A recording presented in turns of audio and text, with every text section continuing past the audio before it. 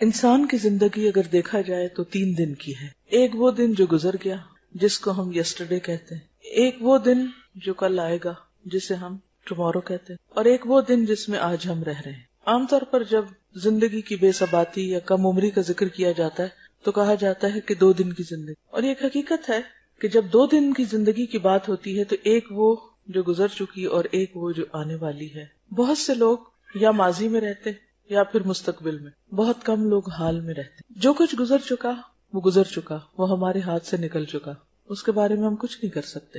ہاں یہ ضرور ہے کہ جن باتوں پر، اپنے جن اعمال پر ہمیں پشیمانی ہے، شرمندگی ہے، ان پر ہم توبہ استغفار کر لیں. کسی نے ہم پر زیادتی کی ہے تو اس کو معاف کر دیں، اور اگر ہم نے کسی پر زیادتی کی ہے تو ہم اس سے معافی مانگ لیں. اس طرح انسان غم سے چھٹکارا پا سکتا ہے. اسی طرح مستقبل، فیوچر، ٹمورو، وہ کسی نے بھی نہیں دیکھا.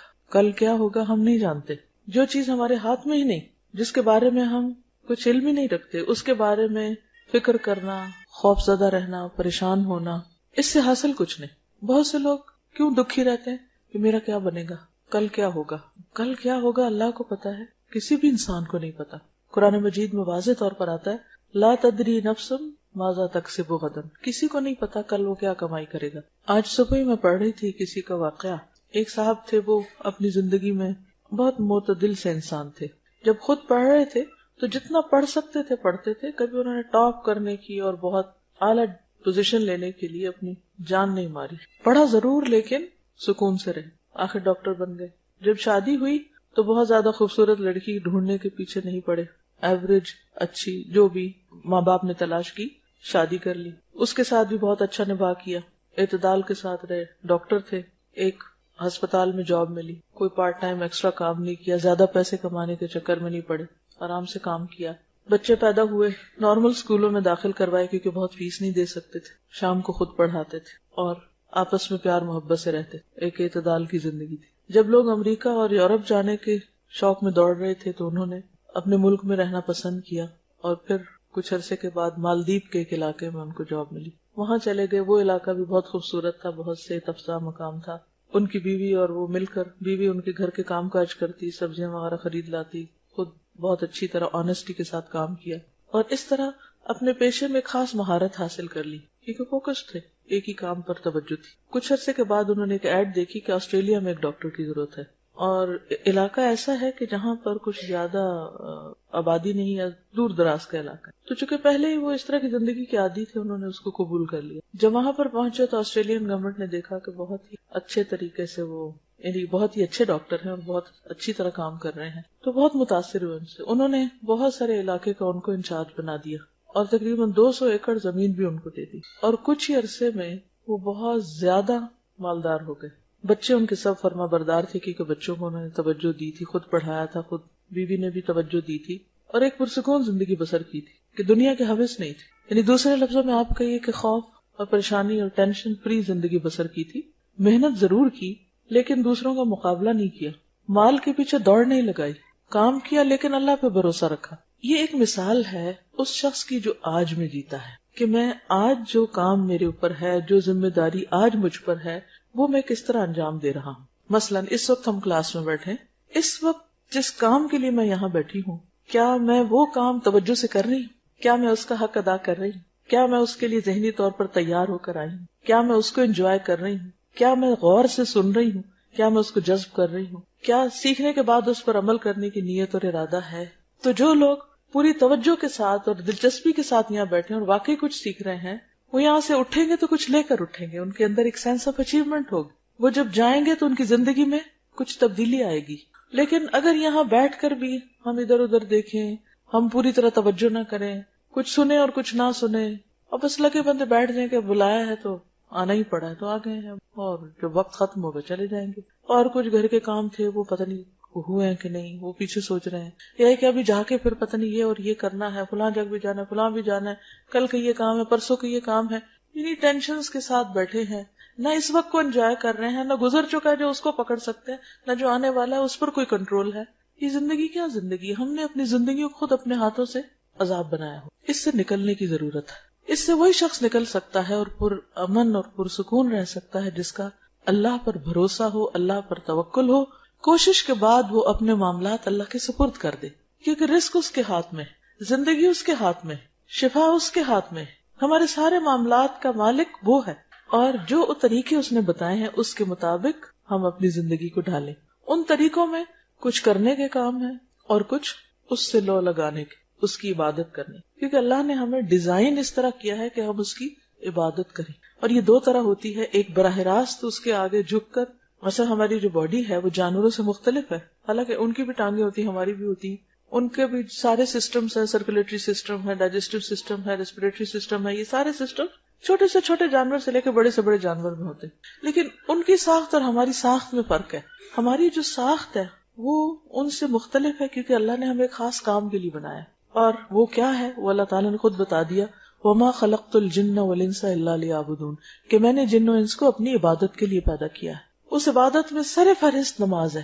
اس کے لیے آپ دیکھیں کہ ہمارے جو ہاتھ ہیں، مثلا ہم ہاتھ اوپر اٹھاتے ہیں، ہم اٹھا سکتے ہیں، جانور اس طرح ہاتھ نہیں اٹھا سکتے، ہم پورا رکوع کرتے ہیں پھر اٹھ جاتے ہیں، جانور اس طرح نہیں کر سکتے، وہ رکوع میں جو پیدا ہوئے سارا وقت رکوع ہی کر رہے ہیں، اور جو زمین کے ساتھ لگے ہوئے وہیں لگے ہوئے سجدہ کر رہے ہیں، اور کچھ کھڑے ہیں تو وہ اسی طرح ہی بس کھڑے ہی پوزیشن میں، ان کا چلنا پھرنا کھانا پینا سب کھڑے ہو کے ہی ہو رہا ہے۔ تو اس میں آپ دیکھیے کہ ہم ایک خاص طریقے پر آپ دیکھیے کھڑے ہوتے ہیں، رکوع کرتے ہیں، سجدے میں جاتے ہیں، گھٹنے ٹیکتے ہیں، ناک نیچے رکھتے ہیں، گردن ہماری اسی طرح فلیکسیبل ہو جاتی ہے، پھر ہم کھڑے ہو جاتے ہیں، پھر ہماری گردن مڑ جاتی ہے، سلام کرتے ہیں، رائٹ اور لیفٹ کرتے ہیں، دائیں بائیں دونوں طرف سلام کرتے ہیں۔ یہ سب کچھ کیا ہے دراصل کہ ایک خاص طریقے پر ہمیں بنایا گیا ہے۔ عبادت کا دوسرا رخ بندوں کی خدمت ہے، انسانوں کے کام آنا ہے۔ انسانوں کے کام انسان کس طرح آتا ہے؟ اپنے دماغ سے، سوچ سے، زبان سے، اپنے ہاتھوں سے۔ یہ جو ہاتھ ہیں اللہ نے ہمارے اس خاص طریقے پر بنائے ہیں، اسی وجہ سے بنائے ہیں، ایک خاص سائز کے بنائے، خاص فلیکسیبلٹی کے، تاکہ ہم کام کریں، تو فارغ بیٹھنے کے لیے نہیں ہے، کچھ کریں، چاہے وہ لکھیں پڑھیں، چاہے آپ کھانا بنائیں، روٹی بنائیں، جھاڑو لگائیں، کچھ بھی کریں، جو بھی کام آپ نے کرنے وہ یہ سب اس لیے ہے، بیکار بیٹھ جانے کے لیے نہیں ہے، ہم یہ سوئے رہنے کے لیے نہیں بنائے گئے ہم۔ تو ان سب طریقوں سے انسان جب اللہ کی مرضی کے مطابق کام کرتا ہے تو وہ عبادت کر رہا ہوتا ہے، اپنی زندگی کا ایک مقصد پورا کر رہا ہوتا ہے۔ زندگی آج کی زندگی ہے، اس وقت کی زندگی، اس وقت میں زندہ ہوں، یہی میری زندگی ہے۔ جب یہ نہیں رہے گی تو کچھ بھی نہیں رہے گا، ساری سوچیں دھری کی دھری رہ جائیں گی۔ اس لیے ضروری ہے کہ اس وقت سے میں فائدہ اٹھا لوں، اپنے آج سے فائدہ اٹھا لوں، اس لمحے سے فائدہ اٹھا لوں، اس کو خوبصورت بنا لوں، اس کو موسٹ پروڈکٹیو بنا لوں، یہ بیکار نہ گزرے۔ اس کے لیے ہمیں یہ دیکھنا ہے کہ کس وقت میں کرنے کا کیا کام ہے۔ سب سے پہلے ہمیں اگر اپنا ٹائم ٹیبل بنانا ہے ڈیلی، مثلا ایک دن کی پلاننگ کرنی ہے، تو سب سے فرسٹ اینڈ فارموسٹ ہمیں یہ دیکھنا ہوگا کہ فرائض کیا ہیں ہمارے، ان کو فل کر لیں۔ مثلا نمازیں سب سے پہلا فرض ہے، اب اس کے لیے ہمیں کتنے بجے اٹھنا ہے؟ یہ تو نہیں 7 بجے اٹھنا، 7 بجے تو نماز چلی جائے گا، آپ نے اپنا فرض مس کر دیا، تو آپ کا تو ٹائم پروڈکٹیو نہیں، آپ کے تو دن کا آغاز ہی غلط ہوا، آپ نے تو اللہ کی نافرمانی سے دن کا آغاز کیا، اللہ کی رحمت کہاں سے آئے گی؟ آپ نے اللہ کو ناراض کر کے دن کا آغاز کیا۔ تو بہت ضروری ہے کہ ہم جب ٹائم ٹیبل بنائیں تو پہلے اپنے مارک کر لیں، مارننگ، ظہر، عصر، مغرب، عشاء، اب باقی کام ان کے آس پاس کر لیں۔ بندوں میں ہماری ذمہ داری کون کون ہے؟ ہمارے بچے ہیں یا ہمارے اسٹوڈنٹس ہیں یا ہمسائے ہیں یا کون ہے، جو بھی کوئی ہے، ان کے طرف سے ہمارے اوپر کیا ذمہ داری ہے؟ اس میں بچے ہیں تو ان کو کھلانا پلانا سلانا جگانا اسکول بھیجنا پڑھانا، یہ ساری چیزیں، کیونکہ وہ آپ ہی کی ذمہ داری۔ کلکم راعٍ وکلکم مسئول عن رعیتہ، ہر شخص نگران ہے، ہر شخص ذمہ دار ہے، ہر ایک سے اس کی رعایا کے بارے میں پوچھا جائے گا۔ ان کو میں نے کیا کیا کہاں کہاں ٹائم دینا ہے۔ اگر ماں باپ آپ کی ذمہ داری ہے تو ان کے بارے میں سوچ لیجیے، پھر اس طرح شوہر ہے، شوہر کے لیے بیوی ہے، اس بیوی بچوں کے لیے کمانا کھلانا پلانا، یہ ساری چیزیں، یہ سارے ملا جلا کے ہمارے روز مرہ کے ٹاسک سے ایک لمبی لسٹ بن جاتی ہے۔ یہ سارے ٹاسک لکھے ہوئے ہونے چاہیے اور اپنے آپ کو چیک کرتے رہنا چاہیے، کیا میری عبادات پوری ہیں، کیا میرے فرائض پورے ہیں، ذمہ داریاں جو بندوں کی پوری ہیں۔ پھر اگر ہم ایک ٹیچر ہیں تو اس اعتبار سے ہمارے اوپر کیا ذمہ داریاں عائد ہوئی ہیں، اس کے لیے ہمیں اپنے آپ کو پریپیئر کرنا چاہیے۔ اگر ہم کہیں کام کرتے ہیں، کوئی اور جاب کرتے ہیں، کچھ بھی کرتے ہیں، اس کے بارے میں ہمیں پتہ ہونا چاہیے کہ ہم نے کیا کرنا ہے۔ تو کیا کرنا ہے، کیوں کرنا ہے، کب کرنا ہے، کیسے کرنا ہے، کتنا کرنا ہے، یہ معلوم ہونا بے حد ضروری ہے۔ تو کیا کہ تو آپ لسٹ بنا لی، ٹاسک سارے، کیا کرنا ہے، کیوں کرنا ہے، کوئی بھی کام کیوں کر رہے ہیں آپ، اور پھر کتنا کرنا ہے مجھے، کیونکہ کام تو اتنے ہوتے ہیں بعض اوقات کہ آپ اگر ساری رات بھی لگ رہے ہیں، سارا دن بھی تو ختم نہیں ہو سکتے، مگر ان کو سٹاپ لگانا ہے نا، آگے نماز کا وقت آ رہا ہے، ان کو سٹاپ لگانا ہے کہ آگے کوئی اور چیز آ رہی، تو اس کو پھر آپ اسی کے مطابق ہی ڈیوائیڈ کرتے ہیں۔ تو سارے کیا کرنا ہے، کیوں کرنا ہے، کتنا کرنا ہے، کب کرنا ہے، یہ پتا ہونا چاہیے. یہ نہیں کہ نماز کے وقت میں آپ کھانا پکانے لگ جائیں اور سونے کے وقت میں آپ بیٹھ کے ٹی وی دیکھتے رہیں اور جب پھر نماز کا وقت ہو تو آپ پھر سو جائیں. یہ نہیں ہو سکتا. یہ پھر آپ نے آج کا دن ضائع کر دیا اس کی تقسیم غلط کر کے اوقات کی. کیا کرنا ہے، کیوں کرنا ہے، کتنا کرنا ہے، کب کرنا ہے اور کیسے کرنا ہے. جس شخص کو یہ پتا ہو کہ کوئی کام میں نے کیسے کرنا ہے وہ بہت اچھی طرح امن کے ساتھ زندگی بسر کر لے. اب یہاں سے شروع ہوتا ہے، کیسے سے شروع ہوتا ہے علم. اس کے لیے علم حاصل کرنا ضروری. مثلا نماز پڑھنی تو کیسے پڑھنی ہے، کیا کیا کرنا ہے مجھے اس میں، تو کیسے کے لیے جاننا ضروری ہوتا ہے، یعنی علم حاصل کرنا ضروری ہوتا ہے. حتیٰ کہ اللہ سبحانہ و تعالیٰ فرماتے ہیں قرآن مجید میں فَعْلَمْ أَنَّهُ لَا إِلَهَ إِلَّا هُوَ. جان لو، علم حاصل کرو کہ اس کے سوا کوئی معبود نہیں. اس کو بھی جاننا ضروری ہے. اس کا بھی علم حاصل کرنا چاہیے کہ واہ کیوں، وہی کیوں معبود ہے، کوئی اور کیوں نہیں ہو سکتا. کیا اس کا کوئی پارٹنر ہے، شریک ہے، یا صرف وہی ہے. یہ بھی ہمارے جاننے کی بات ہے.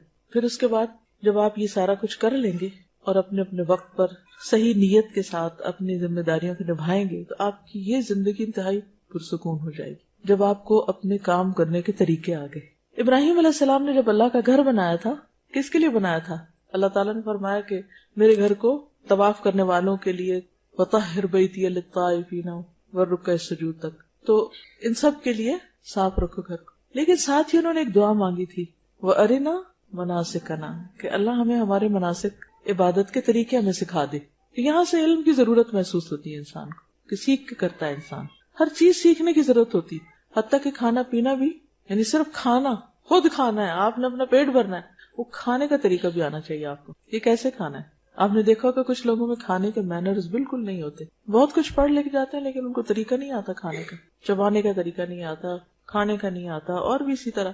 تو ان میں اور پھر جانوروں میں فرق کوئی نہیں رہ جاتا نا. اب جانور جیسے جگالی کرتے رہتے، اگر انسان بھی ایسے ہی کرتے رہے تو کیا حاصل ہوگا؟ کوئی فرق نہیں رہے گا. میرے خیال ہے مائیں اگر لے کے کھڑی ہو جائے نا بچوں کو، یہ بھی سیکھنے کا طریقہ ہے کہ کلاس روم میں بچے کو خاموش کیسے کروانا ہے تاکہ باقی لوگ واقعی سن سکیں. کیونکہ ماں بننا کافی نہیں ہوتا، یہ سیکھنا ضروری ہے کہ بچے کو پالنا کیسے، بچے کو خاموش کیسے کرانا ہے، بچے کو کھلانا کیسے، پلانا کیسے، سلانا کیسے، چپ کیسے کرانا ہے، بلوانا کیسے. یہ سب کچھ بھی سیکھنے سے تعلق رکھتا ہے. تو بہرحال بات یہ ہے کہ ہر چیز سیکھنے کی ضرورت ہوتی اور سیکھنے کی بہت فضیلت ہے. اب سیکھنے میں بہت سی چیزیں ہم پیسیولی سیکھتے ہیں. پیسیولی سیکھنے کا کیا مطلب ہے کہ ہر وقت ہماری یہ کھڑکیاں کھلی ہیں، کان بھی کھلے، آنکھیں بھی کھلے. کچھ چیزیں ہم دیکھ کے سیکھ رہے ہوتے ہیں بغیر کسی انٹینشن کے، خود بخود ہمارے اندر جاری ہے. کچھ چیزیں ہم سن رہے ہوتے ہیں، آوازوں سے آ رہی ہوتی ہیں اور ہم سیکھ رہے ہوتے ہیں. مثلاً آپ گھر سے نکلے کسی کام سے، رستے میں کوئی میوزک کی آواز سنی، آپ نے کوئی گانا لگا ہوا تھا، کسی نے آپ کو نہیں سکھایا، وہ گانا آپ نے سنا اور تھوڑی دیر کے بعد آپ خود بھی اسی ٹیون میں گانے لگ گئے. یہ کیا ہوا آپ کے ساتھ؟ کیا آپ گھر سے گانا یاد کرنے کے ارادے سے نکلے تھے؟ نہیں، لیکن بغیر آپ کے ارادے، نیت کے، وہ آپ کے ازبر ہو گیا، آپ نے سنا اور آپ کو یاد ہو گیا. تو اسی طرح کچھ چیزیں انسان نہ چاہتے ہوئے بھی سیکھتا چلا جاتا ہے. اس لیے بہت ضروری ہوتا ہے کہ اچھے لوگوں کی کمپنی میں ہو. اچھے لوگوں کی کمپنی سے انسان بہت سی چیزیں بغیر کسی تکلیف کے سیکھ جاتا ہے، صرف دیکھ دیکھ کے سیکھ جاتا ہے، سن سن کے سیکھ جاتا ہے. تو اچھی کمپنی میں ہونا جو ہے یہ اللہ تعالیٰ کی ایک بہت بڑی رحمت ہے، بہت بڑی نعمت ہے. اور پھر اس کے بعد انسان نیت، ارادے اور کوشش کے ساتھ سیکھے. تو آپ سب اپنی ایک لسٹ بنائیں کہ آپ کو ابھی تک کیا کیا نہیں آتا جو آپ کو آنا چاہیے. مثلا اللہ نے ہم کو اپنی عبادت کے لیے پیدا کیا لیکن ہمیں عبادت کرنی نہیں آتی، ہمیں نماز پڑھنی نہیں آتی، ہمیں زکوٰۃ دینے کا طریقہ ہی نہیں پتا. ہم کبھی راہ چلتے اس سے کچھ پوچھ لیتے ہیں، اس سے وہ کچھ بتا دیتا ہے، وہ کچھ، پھر دونوں کی کنفیوژن، پھر کہتے ہیں چھوڑو پر اس کام کو کیا کرنا. لیکن جو فرائض ہیں تو پوچھ ہوگی، آپ نہیں کریں گے تو پوچھ ہوگی، غلط کریں گے تو پوچھ ہوگی، لہٰذا سیکھنا ضروری ہے. تو ایک تو آپ اپنے ضرور لسٹ بنائیں کہ ابھی تک آپ کو کیا کیا نہیں آتا، جو آپ کو ایک بنیادی طور پر اپنی ذات کا خیال رکھنے، اپنے بچوں کا خیال رکھنے، اپنے گھر کا، اپنے انوائرمنٹ کا، اور جس کام کے لیے آپ پیدا ہوئے اللہ کی عبادت کا، وہ آنا ہی چاہیے. اگر وہ نہیں آئے تو آپ نے اپنی زندگی گنوا دی، چاہے آپ ڈھیروں کتابیں پڑھ جائیں. اسی لیے آپ نے دیکھا ہوگا کہ بعض اوقات کچھ لوگ بہت ہائیلی ایجوکیٹڈ ہوتے ہیں، بڑی ڈگریوں کے مالک ہوتے ہیں، لیکن ان کی گھریلو زندگی جہنم ہوتی ہے. ان کو آپس میں نباہ نہیں کرنا آتا، ہسبینڈ وائف کو نباہ نہیں کرنا آتا، بچوں سے بات نہیں کرنی آتی، ان کی بات نہیں سمجھتے. کہنے کو بہت پڑھے لکھے، یہ پڑھا لکھا کیا فائدہ دیتا ہے اگر ایک انسانوں کے ساتھ ڈیلنگ ہی نہیں آتی. انسان کو دوستوں کو بھی دشمن بنا لیتے ہیں، اپنے خیر خواہوں کی بھی قدر نہیں پہچانتے، کبھی شکر گزار ہی نہیں ہوتے، پتہ ہی نہیں ہے کہ یہ بھی کرنے کا کام ہے. ویسے بہت انٹیلیجنٹ ہیں، ویسے بڑے بڑے کارنامے کرتے ہیں، لیکن بنیادی اخلاق کا نہیں پتا. تو یہ بھی سیکھنے کی بات ہے. تو سیکھنے کو تو بہت کچھ ہے، اور اس کے لیے آپ کو باقاعدہ اپنے ٹائم ٹیبل میں ایک حصہ بنانا ہوگا، سیکھنے کے لیے ایک طریقہ اختیار کرنا ہوگا. تو بات یہ ہو رہی تھی کہ سیکھنے کو تو بہت کچھ ہے، لیکن کچھ چیزیں ایسی ہیں جنہیں پرائرٹی پر سیکھ لینا چاہیے. انہی میں سے وہ دعائیں ہیں جو ہم اپنی حفاظت کے لیے پڑھتے ہیں. کیونکہ ہم میں سے ہر شخص کسی نہ کسی دل کے گوشے میں اس کے خوف بیٹھا ہوا ہے کہ ہاں یہ چھت نہ مجھ پہ آ گرے کہیں. کبھی خیال آیا کہیں میں پھسل نہ جاؤں، کہیں چور نہ آ جائے. کبھی اندھیرے سے ڈر لگتا ہے، کبھی کسی چیز سے، کبھی ڈر لگتا ہے. ہر شخص کو کسی نہ کسی چیز سے ضرور ڈر لگتا ہے. اس کو کہتے ہیں، پھر اس کو نام دے دیتے فوبیا. بہرحال جو مرضی نام دے دیں، لیکن ڈر تو اپنی جگہ ہے ہی، اس سے تو انکار نہیں کیا جا سکتا.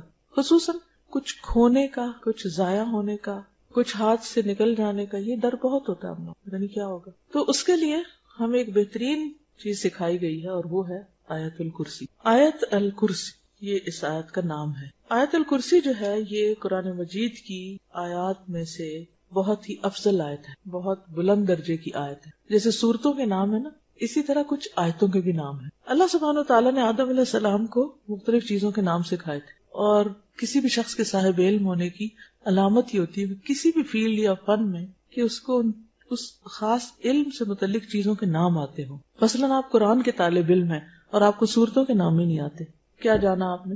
اسی طرح مثلاً آپ باٹنی پڑھ رہے ہیں اور اپنے انوائرنمنٹ میں ارد گرد پودوں کے نام ہی کوئی نہیں آتے، گھاس کی قسموں کا ہی نہیں پتا، درختوں کے نام نہیں آتے.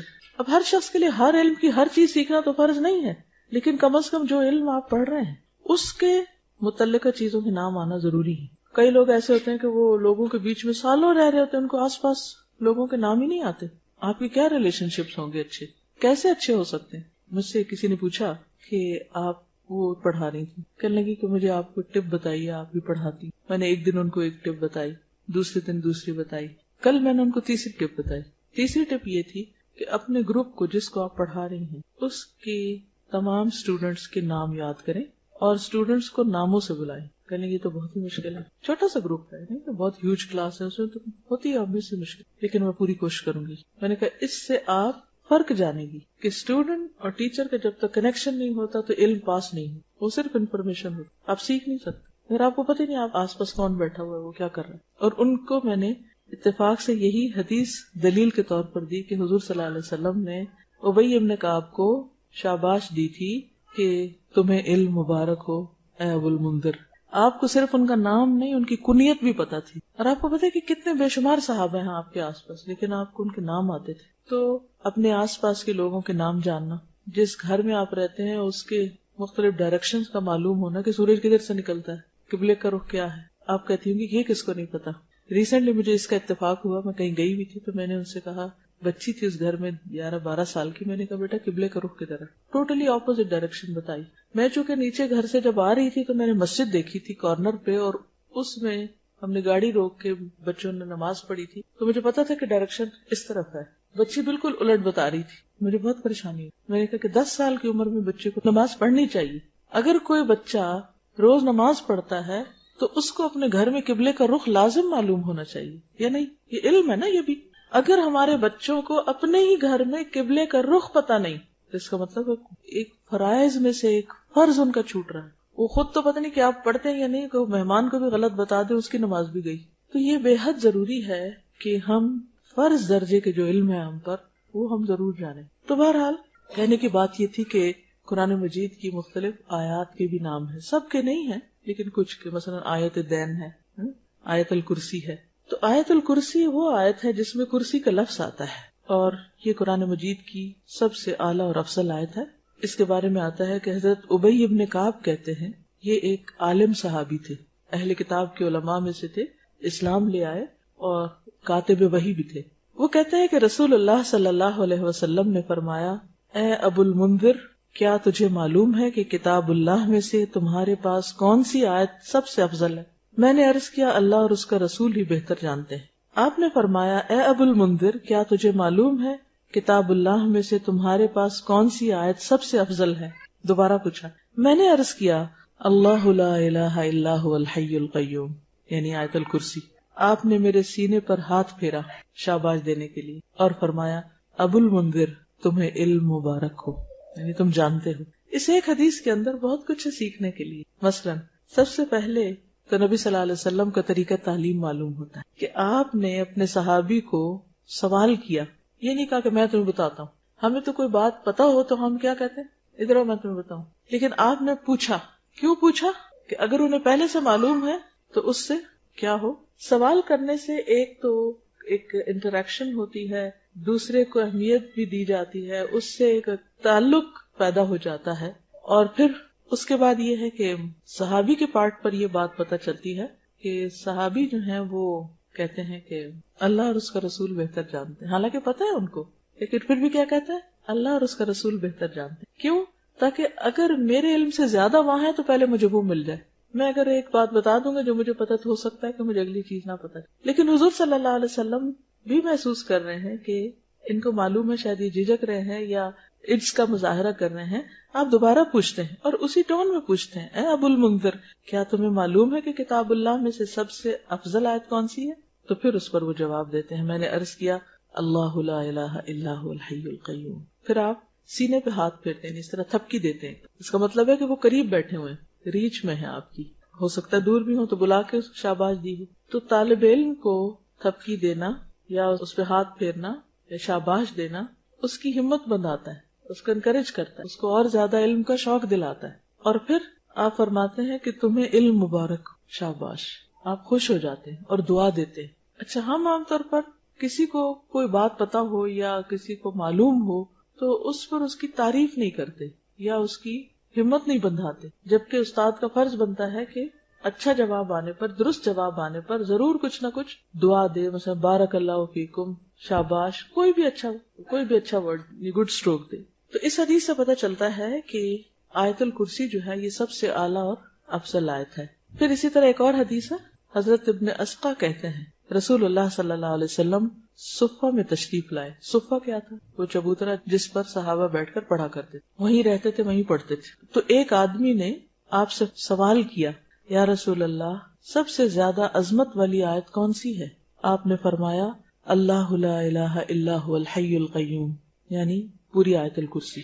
تو اس سے بھی بات مزید واضح ہو جاتی ہے، اس کو تقویت ملتی ہے کہ یہی آیت سب سے افضل ہے. اب اس آیت کو ایک طرف تو سب سے افضل کہا گیا اور دوسری طرف اس آیت کو حفاظت کا ذریعہ بتایا گیا. اس کے لیے ایک بہت لمبی حدیث ہے، لیکن ایک واقعہ ہے پورا جس سے ہمیں پتہ چلتا ہے کہ آیت الکرسی جو ہے یہ شیاطین کے شر اور فتنوں سے محفوظ رکھتی ہے. انسان کو حفاظت کے لیے سب سے زیادہ جس چیز کی ضرورت ہے وہ اپنے دشمنوں سے حفاظت. دشمنوں میں سب سے بڑا دشمن شیطان، اور شیطان نظر نہیں آتا. باقی دشمن تو اگر کوئی آ رہا ہو ہماری طرف تو ہم بھی جواباً مارنے کے لیے تیار ہو جائیں، مگر جو نظر ہی نہیں آ رہا تو اس کا کیا بنے گا؟ جو نظر نہیں آ رہا اس سے کیسے بچیں گے؟ ہم بچ سکتے ہیں، ہم اس کا مقابلہ کر سکتے ہیں، پکڑ سکتے ہیں. کیا ماریں گے اس کو؟ مجھے یاد ہے میں چھوٹی سی تھی تو میرے والدین جب کہتے تھے کہ وہ شیطان آ گیا تو ہم کہتے تھے کدھر ہے، میں ڈنڈا اٹھا لیتے، کدھر ہے میں اس کو ماروں گی. لیکن ڈنڈے سے تو نہیں مار سکتے شیطان کو آپ. ہاں، آیت الکرسی پڑھیں تو اس پہ ڈنڈا ضرور پڑے گا، لیکن اگر آیت الکرسی ٹھیک ہی نہیں آتی آپ کو تو اس کا کیا اثر ہوگا؟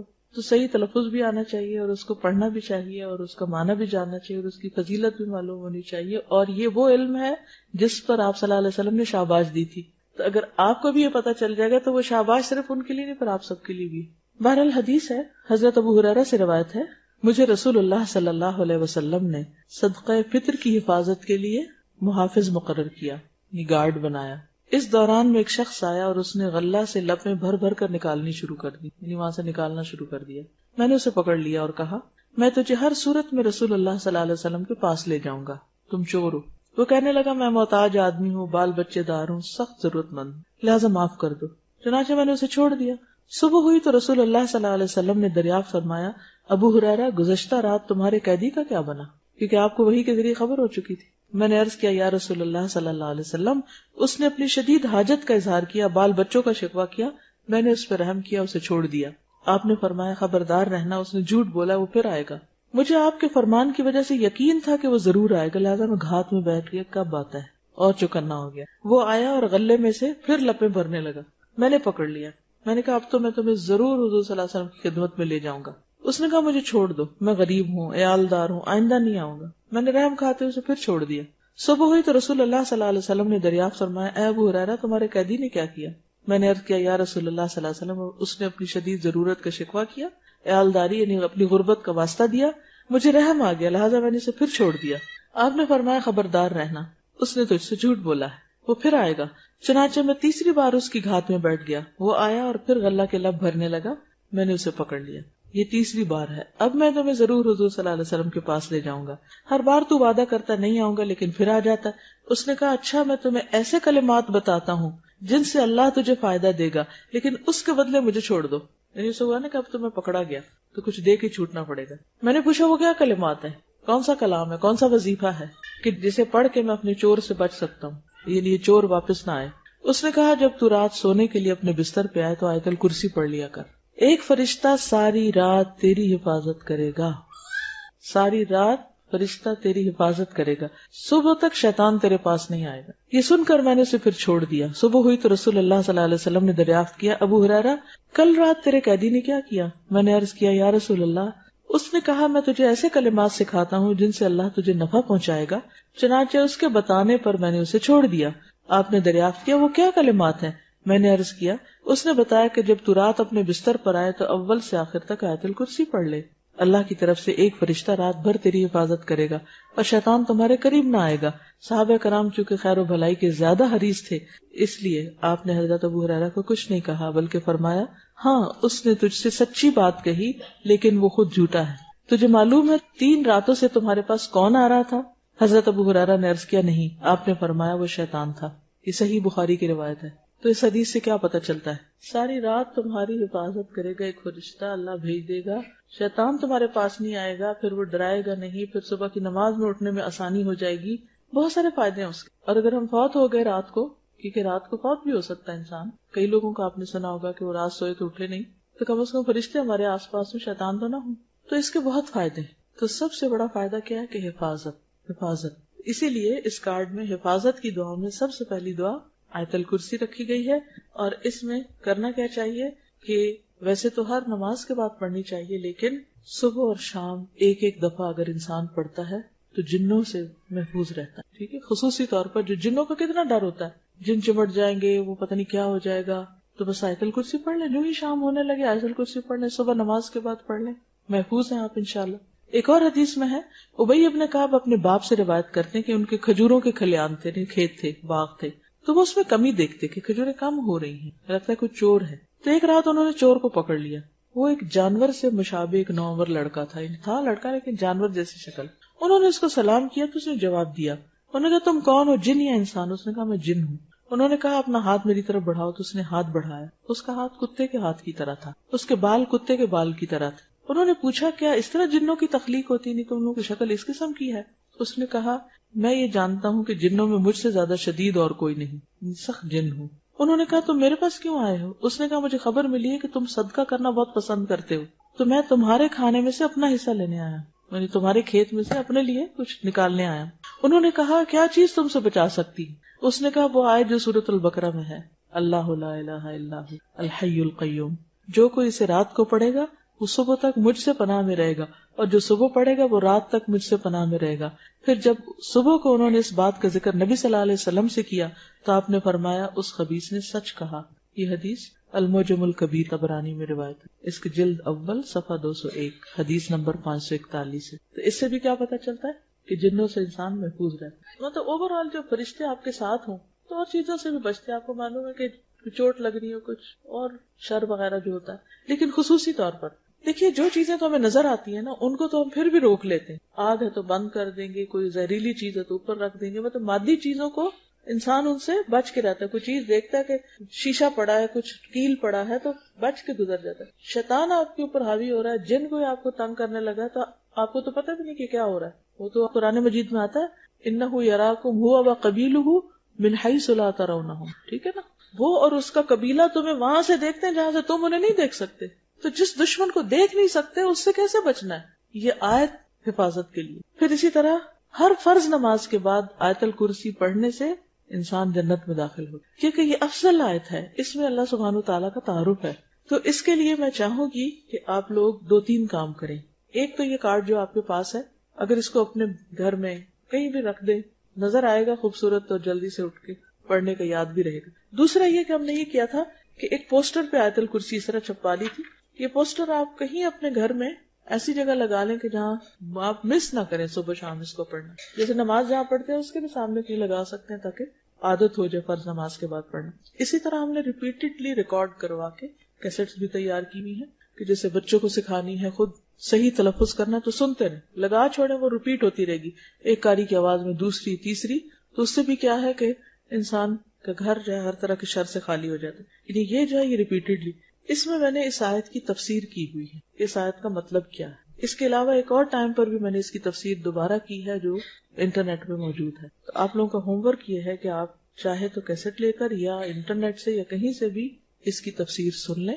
انشاءاللہ اگر اگلے ہفتے ملاقات ہوئی تو میں آپ سے پوچھوں گی اس آیت کا مطلب کیا ہے, اور پھر جو مطلب آپ کو سمجھ نہیں آیا ہوگا وہ میں آپ کو سکھاؤں گی, کیونکہ میں یہ پہلے میرے خیال ہے کم از کم 2 دفعہ تو پراپر اس کی تفسیر کر چکی ہوں. جو ریگولر تعلیم القرآن کا کورس ہوتا ہے اس میں تو خیر تفسیر موجود ہی ہے, لیکن چونکہ اس وقت ٹائم ہی اتنا ہے کہ میں اس کی وضاحت آپ کو کر نہیں سکتی, تو انشاءاللہ نیکسٹ ویک پھر اس کو کنٹینیو کریں گے.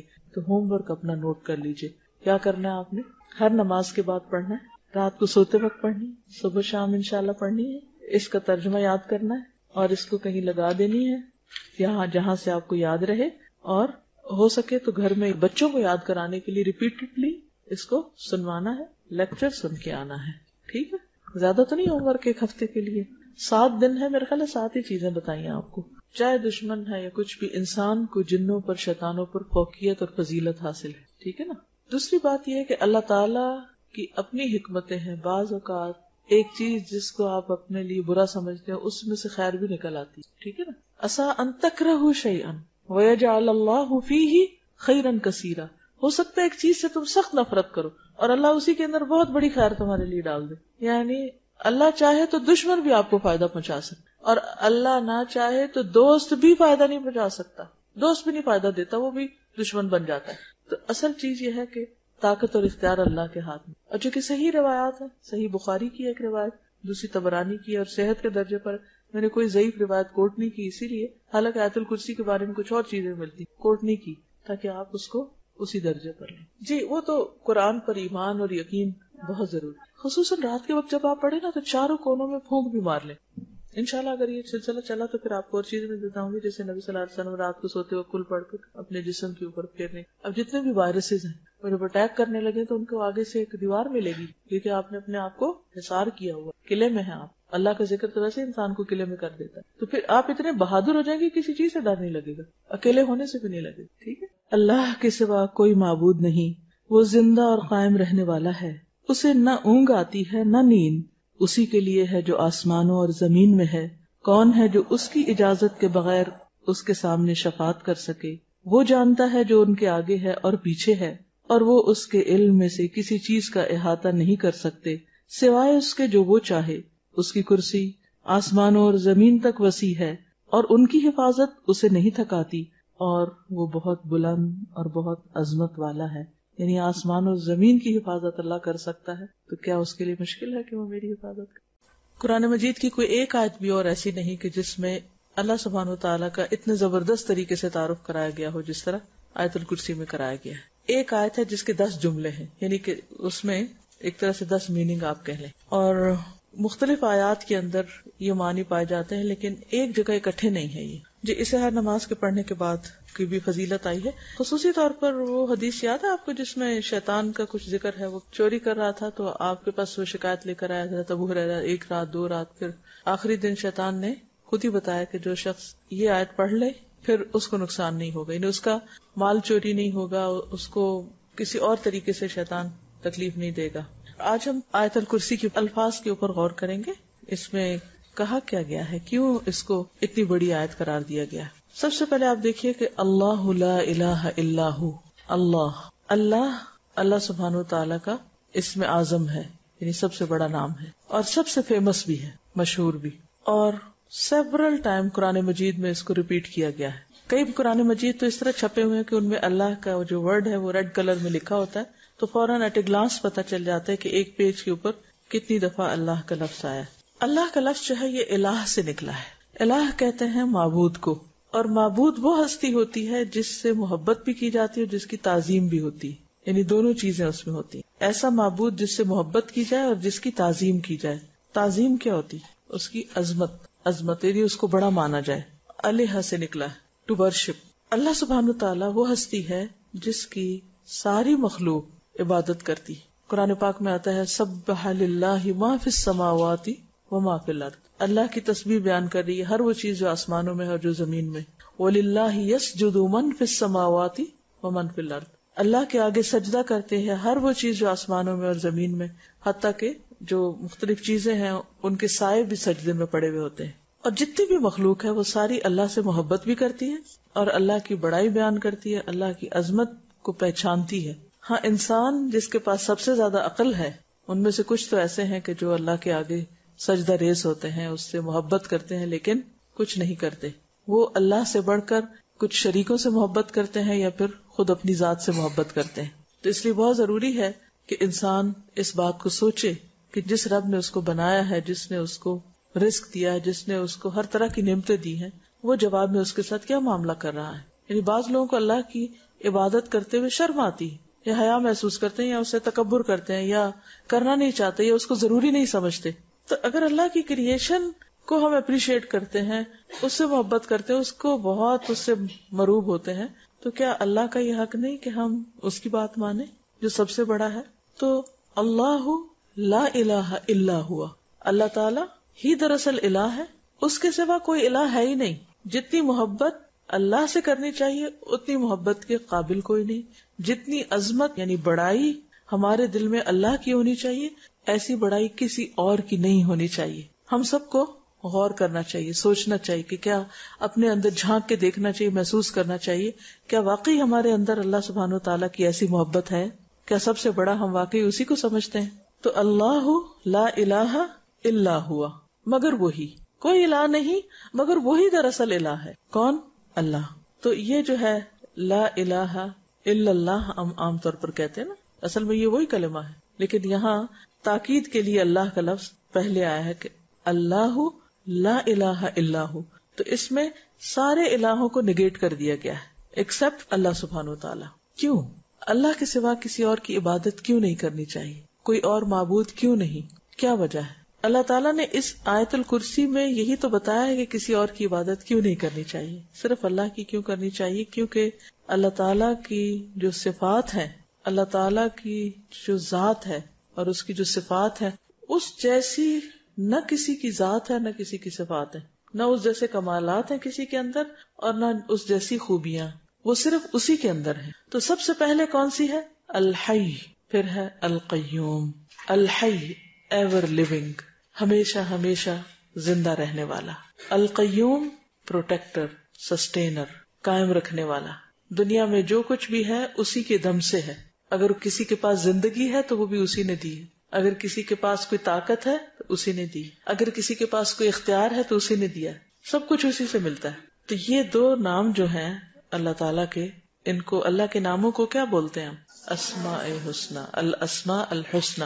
تو یہ دراصل مین آپ یہ کہنا چاہیے کہ اللہ تعالیٰ کی مین صفات ہیں. ایک ہوتا ہے نا کہ جنرل کوالٹیز, لیکن یہ بہت ہی بنیادی قسم کی کوالٹیز ہیں کیونکہ یہ اس کے کمال پر دلیل ہے. اللہ کے سوا کوئی ایک ہستی بتائیے کہ جو ہمیشہ زندہ رہے, جو ہمیشہ سے اور ہمیشہ باقی رہے, ہے کوئی؟ کل من علیہا فان ویبقى وجہ ربک ذو الجلال والاکرام. اسی طرح اللہ کے سوا کوئی ہستی ایسی نہیں کہ جو خود زندہ ہو تو بھی یا کسی بھی طرح دوسروں کو قائم رکھ سکے, دوسروں کے لیے سہارا بن سکے, کیونکہ سب ویک ہیں. آپ جس کا بھی سہارا لیتے ہیں, آپ دیکھیں کہ بچپن میں بچے ماں باپ کا سہارا لیتے ہیں, لیکن بہت دفعہ ایسا ہوتا ہے کہ ماں باپ یہ بیمار پڑ جاتے ہیں یا فوت ہو جاتے ہیں یا کسی وجہ سے چھوڑ دیتے ہیں. ابھی کل ہی مجھے کوئی بتا رہا تھا کہ ینگ کپل, 2 بچے چھوٹے چھوٹے, ایک شاید 2 سال کے اور ایک شاید 3-4 مہینے یا کچھ ایسے, بہت ہی چھوٹے بچے, ماں فوت ہوگی اچانک. اب باپ بالکل ینگ سا لڑکا ہے, وہ ہر ایک کو کہتا ہے یہ بچے لے لو, میں نہیں رکھ سکتا. ظاہر ہے اور شادی کرے گا. اب وہ بالکل معصوم بچے ہیں, ماں فوت ہو چکی ہے. اب وہ فیملی اور جو رحم کھانے والے لوگ ہیں وہ سوچ رہے ہیں کہ کوئی ہے جو ان بچوں کو لے لے. کیا کوئی اتنی آسانی سے اپنے بچے دیتا؟ نہیں دیتا. کوئی ماں اپنے بچے کو دے گی؟ اگر ماں زندہ ہو اس وقت تو اپنا بچہ کسی کو ہاتھ بھی نہ لگانے دے. ماں خود تکلیف اٹھاتی ہے اور بچے کو آرام دیتی ہے. دنیا میں جتنی بھی محبت ہیں ان سب کے اندر جیلسیز آ جاتی ہیں, ان سب کے اندر مقابلے بازی آ جاتی ہے، ان سب کے اندر ڈیلز آ جاتی ہیں. تم نہیں کرتے مجھ سے محبت تو میں بھی نہیں کرتی. لیکن ماں اور بچے کی محبت ایسی ہوتی ہے کہ جس میں کوئی کسی قسم کی ڈیل نہیں ہوتی. صرف واحد رشتہ ایسا ہے پیرنٹس کا جو یہ چاہتا ہے کہ ہمارا بچہ ہم سے زیادہ اچھا بنے. دنیا میں کوئی اور رشتہ ایسا نہیں کہ جو یہ چاہے کہ تم مجھ سے زیادہ اچھے بن جاؤ. عام طور پر آپ دیکھیں کہ جیسے دو دوست ہوتے ہیں یا ہسبینڈ وائف ہوتے ہیں یا بہن بھائی ہوتے ہیں، اور بہن بھائیوں کے آپس میں کتنی بھی بنتی، کتنی بھی دوستی، کیا کوئی بہن بھائی یہ چاہتا ہے کہ میرا بھائی مجھ سے آگے نکل جائے؟ نہیں چاہتے نا. یہ صرف ماں باپ ہوتے ہیں جو ہمیشہ یہ کہتے ہیں کہ ہمارے بچے ہم سے آگے نکل جائے، اور اگر نکل جائے تو خوشی سے بتاتے ہیں یہ ہمارا بچہ ہے، ہمارا بیٹا یہ میں اس کی ماں ہوں. تو یہ اللہ سبحانہ و تعالیٰ کا ایک بہت بڑا کرم ہے، بہت بڑی نوازش ہے کہ اس نے ہمیں انسانوں کے حوالے نہیں کیا. وہ ایک ماں نہیں 70 ماں سے بڑھ کے پیار کرتا ہے. ماں مر سکتی ہے، اللہ تعالیٰ ہمیشہ زندہ رہتا ہے. مائیں چھوڑ جاتی ہیں، اللہ تعالیٰ اپنے بندے کو نہیں چھوڑتا. الحی القیوم. اس کی زندگی کیسی زندگی ہے؟ کامل. ہمیں جو زندگی ملی ہے یہ کیسی ہے؟ ناقص، تھوڑے عرصے کے لیے، پھر ہم سب کو فوت ہو جانا ہے. وہ ایسی زندگی رکھتا ہے جس میں موت ہے ہی نہیں.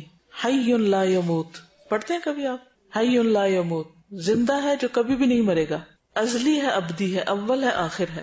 تو اس سے کیا پتا چلتا ہے کہ اس کے پاس زندگی کا کمال ہے، یعنی زندگی اپنی کامل شکل میں ہے.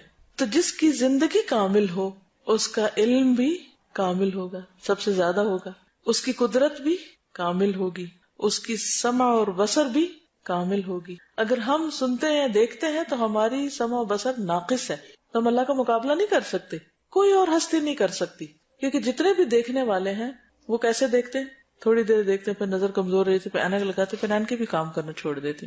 لیکن اللہ سبحانہ و تعالیٰ وہ تو لمحے بھر کے لیے ان کو اونگ بھی نہیں آتی کہ وہ آنکھ بند کرے، وہ دیکھنے سے غافل ہو. اسی طرح سننے سے، کیونکہ جب ہم سونے لگتے تو ہمارے کان بند ہو جاتے، چاہے شور ہوتا رہے ہمیں نہیں سنتا پھر. تو اس لیے اللہ سبحانہ و تعالیٰ زندہ ہے، قائم رہنے والا ہے، قائم رکھنے والا ہے. تو ہمیں کیا کرنا چاہیے؟ اسی کی عبادت کرنی چاہیے، اسی پر بھروسہ رکھنا چاہیے. پھر آپ دیکھیے کہ اللہ سبحانہ و تعالیٰ کے جتنی بھی صفات ہیں یا جتنے بھی اللہ کے نام ہیں، اللہ کے نام جو ہیں وہ دراصل اللہ تعالیٰ کی صفات ہیں. اس کے برعکس ہم مخلوق کے جو نام ہوتے ہیں وہ ہماری صفات نہیں ہوتی. مثلاً اگر میرا نام فرحت ہے تو ضروری نہیں کہ میں ہر وقت خوش ہی رہوں، یا مجھے دیکھ کر لوگوں کو خوشی ہو ہمیشہ. انہیں غصہ بھی آ سکتا ہے، وہ جیلس بھی ہو سکتے، کچھ بھی ہو سکتا ہے. لیکن اللہ سبحانہ و تعالیٰ کے جو نام ہیں وہ اس کی صفات ہیں، وہ ایسے ہی نہیں نام رکھ دیے گئے. باقی تمام چیزوں کے نام کس طرح رکھتے ہیں ہم؟ کیسے رکھتے ہیں نام؟ جو نام اچھا لگتا ہے، کول لگتا ہے، کوئی نیا لگتا ہے، انوکھا لگتا ہے. بہت سے لوگ تو یہ زحمت ہی نہیں کرتے کہ میننگ بھی جانے، پھر جب رکھ بیٹھتے ہیں پھر کوئی کہتے ہیں یہ کیا نام رکھا، اس کا تو مطلب ہی ٹھیک ہے، پھر نام چینج کرتے رہتے ہیں. لیکن اللہ سبحانہ تعالیٰ کے نام ایسے نہیں ہیں، اس کے سارے نام صفاتی ہیں، اور ان ناموں سے اس کی پہچان ہوتی ہے. وہ اس کی کسی نہ کسی خاص صفت، اس کے کمال، اس کی معرفت، اس کے بارے میں ہم کو بتاتے ہیں. اب آپ دیکھیے کہ جب بھی آپ اللہ کا کوئی نام پڑھیں تو دو چیزیں ذہن میں رکھیں. ایک یہ ہے کہ اس کے بارے میں نالج ہو ہمیں کہ اس کا مطلب کیا ہے. الحی کا کیا مطلب ہے؟ جیسے میں نے بھی آپ کو بتایا کہ زندگی اور کامل زندگی اور جس میں کوئی موت ہے ہی نہیں. ٹھیک ہے نا؟ تو یہ تو ہمیں پتہ چل گیا. تو اس کے بعد پھر جب ہم جان لیں کہ اللہ تعالیٰ ایسے ہیں تو دوسری چیز ہے کہ پھر ہمیں کیا کرنا چاہیے، ہمارا کیا معاملہ ہونا چاہیے، ہمارا سلوک کیا ہونا چاہیے، اس کے مطابق ہمارے طرز عمل میں کیا تبدیلی آنی چاہیے. جب ہم یہ جان لیں کہ اللہ ان اللہ حی لا یموت، اور اللہ کے سوا سب مرنے والے، اور کوئی بھی باقی نہیں رہے گا. Nobody will remain on this earth. Even after 50 years, 100 years, all of us will be gone away. کوئی بھی باقی نہیں رہے گا. تو پھر ہمیں کیا کرنا چاہیے، ہمارا کیا معاملہ ہونا چاہیے. اس زندگی کو صحیح طور پر استعمال کرنا چاہیے اور اپنے آپ کو اللہ کے حوالے کرنا چاہیے. مثلا اللہ تعالیٰ اہل جنت کو کیسی زندگی دیں گے جو کبھی ختم نہیں ہوگی. تو اللہ سے وہ زندگی مانگنی چاہیے ہم کو. وہ آتا نا ایک حدیث میں کہ جنت ایسی جگہ ہے کہ جہاں تم کبھی بیمار نہیں ہو، تمہیں کبھی موت نہیں آئے گی، کیونکہ موت کو ذبح کر دیا جائے گا نا.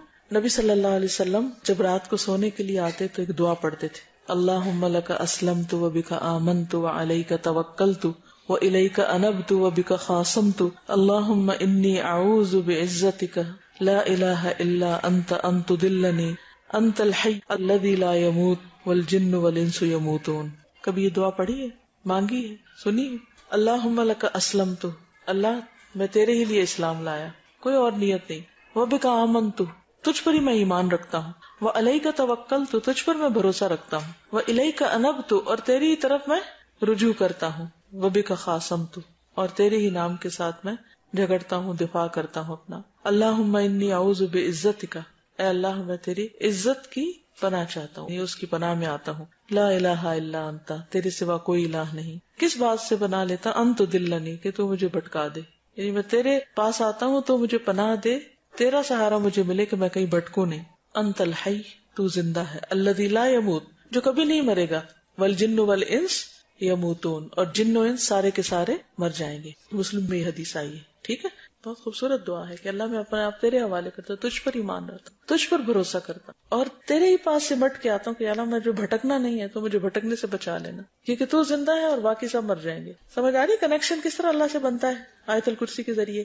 کہ اللہ زندہ ہے اور باقی سب نے مر جانا ہے، تو پھر ہمارا معاملہ کیا ہونا چاہیے؟ بندوں پہ بھروسہ کریں، اللہ پہ بھروسہ کریں. اسی لیے آپ دیکھیں کہ جب بعض خواتین جب ان کے شوہر فوت ہو جاتے ہیں تو ان کی حالت قابل رحم ہوتی ہے. ٹھیک ہے، ایک شخص کی جدائی کا غم ضرور ہونا بھی چاہیے.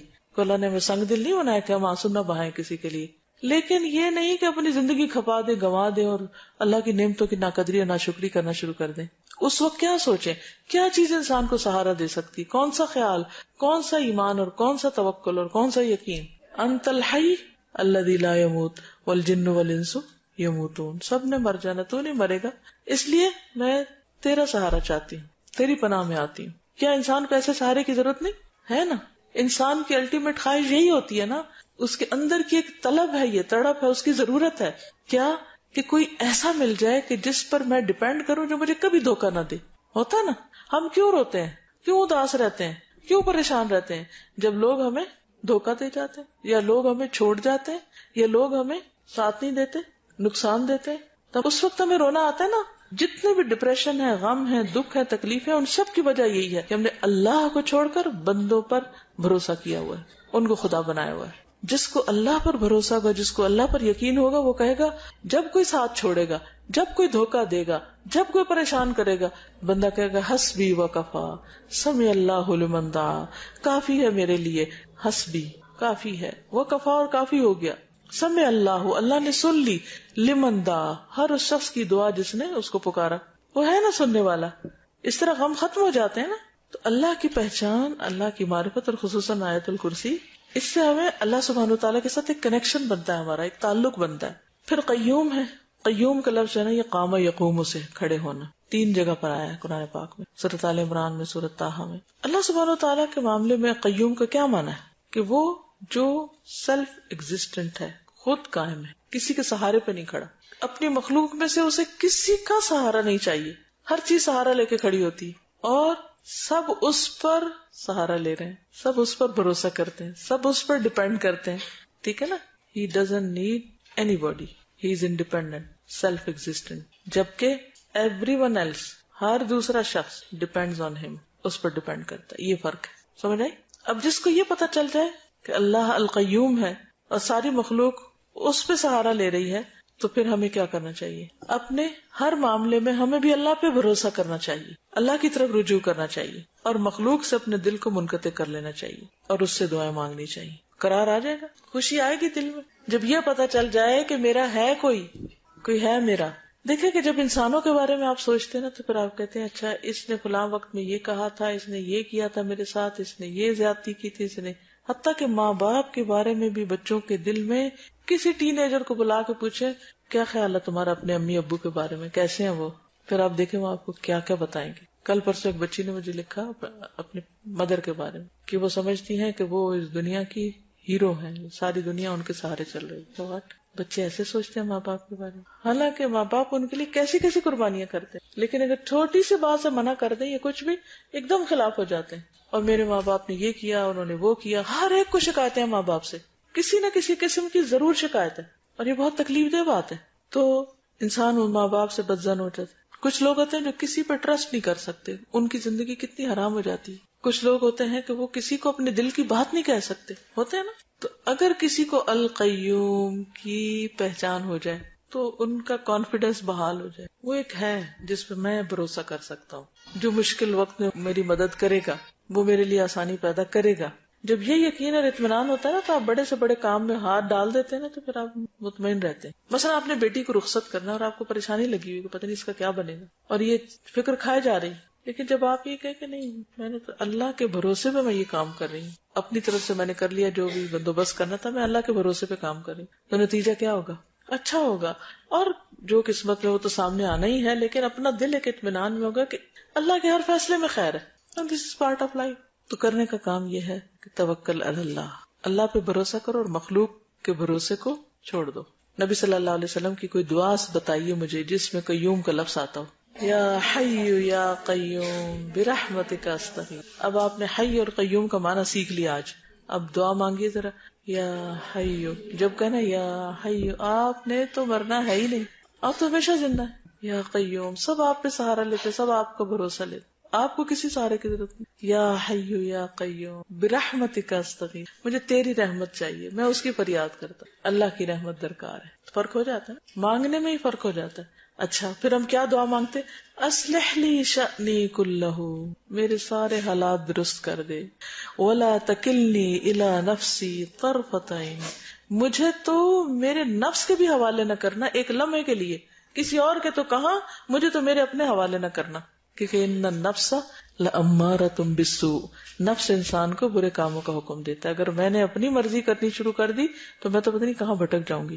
یعنی do not leave me to myself, total reliance upon اللہ سبحانہ و تعالیٰ. اس سے کتنا فرق پڑ جاتا ہے طرز زندگی میں، کتنی آسانیاں ہو جاتی ہیں. پھر ہم دنیا میں جو کام کرتے ہیں پھر آٹومیٹکلی ہمارے اندر اطاعت اور فرما برداری آتی ہے. ناٹ ریئلی، لیکن نفس پر شیطان آ کے تو وہاں ٹریگر کرتا ہے. اصل ویک پوائنٹ ہے نا وہ جگہ، وہ ہمارا ویک پوائنٹ ہے جہاں سے وہ پھر ہمارے اندر انٹر ہو جاتا ہے. دیکھیں یہ ہماری اندر کی جو کیفیات ہیں ان کے مختلف حصے ہیں. ایک میں خواہشات ہوتی ہیں جہاں سے شیطان آتا ہے، ایک وہ ہے کہ جو انسان کے لیے ایک رکاوٹ بنتا ہے، اس کو روکتا ہے یہ کرو یہ نہ کرو، جس کو ہم عقل کہتے ہیں. پھر خواہشات کہاں ہوتی ہیں؟ دل میں ہوتی ہیں. عقل کے لیے عام طور پہ ہم دماغ کا لفظ استعمال کرتے ہیں. تو جب انسان اللہ کے اوپر بھروسہ کرتا ہے، اللہ کی طرف جاتا ہے، اس پہ ریلائنس کرتا ہے اور اس کے دامن پکڑتا ہے، تو پھر وہ اسٹرانگ ہوتا ہے اور اپنی خواہشات اور اپنے نیگیٹیوٹی اور ان سب چیزوں سے بچتا ہے.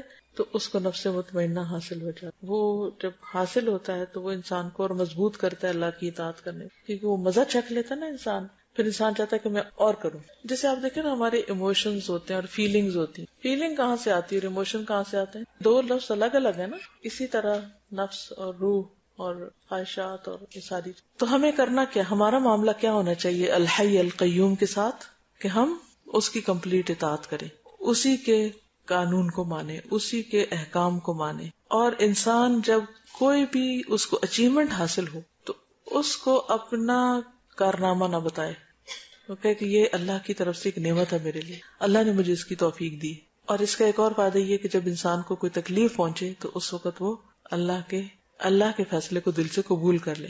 اس سے وہ مصیبتوں کے وقت پرسکون رہ سکتا ہے. خلاصہ یہ ہے کہ ساری مخلوق اللہ کی بندگی کر رہی، ہم سب اس کے بندے ہیں. ہر چیز کا مالک اللہ ہے، ہمارا مالک بھی وہی ہے. اللہ تعالیٰ ہر چیز کو لک آفٹر کر رہا ہے، ان کو سسٹین کر رہا ہے، مینٹین کر رہا ہے. ہمیں بھی وہی کر رہا ہے. سب اس کے محتاج ہیں، وہ کسی کا محتاج نہیں. ہمارے لیے لازم ہے کہ اس کی عبادت کریں اور اس کے ساتھ کسی اور کو شریک نہ کریں. آج کے لیے میرے خیال اتنا ہی کافی ہے. نیکسٹ ویک ہم لا تأخذہ سنۃ ولا نوم کر لیں. اب کوئی سوال ہو آپ کو تو کر لیجیے، ورنہ میں اجازت. انہوں نے کامنٹ کیا تھا کہ ہمیں پوری طرح یقین نہیں ہوتا اللہ کی باتوں پہ. ایک تو آپ نے کلاس میں سیکھ لیا، اب آپ گھر جائیں گے تو بچوں سے بات کریں گے، ہسبینڈ سے کریں گے، دوست کے ساتھ فون پہ کریں گے، ایک دوسرے سے ڈسکس کریں گے. اس سے پھر وہ جو تازہ ہوتا رہتا ہے وہ سب کچھ، تو انسان جو ہے وہ چلتا رہتا ہے. اس کے لیے پھر اچھے دوستوں کا ہونا ضروری ہے کہ جو آپ کو ایمان کی بات بتائے، نہ کہ اس سے دور کریں.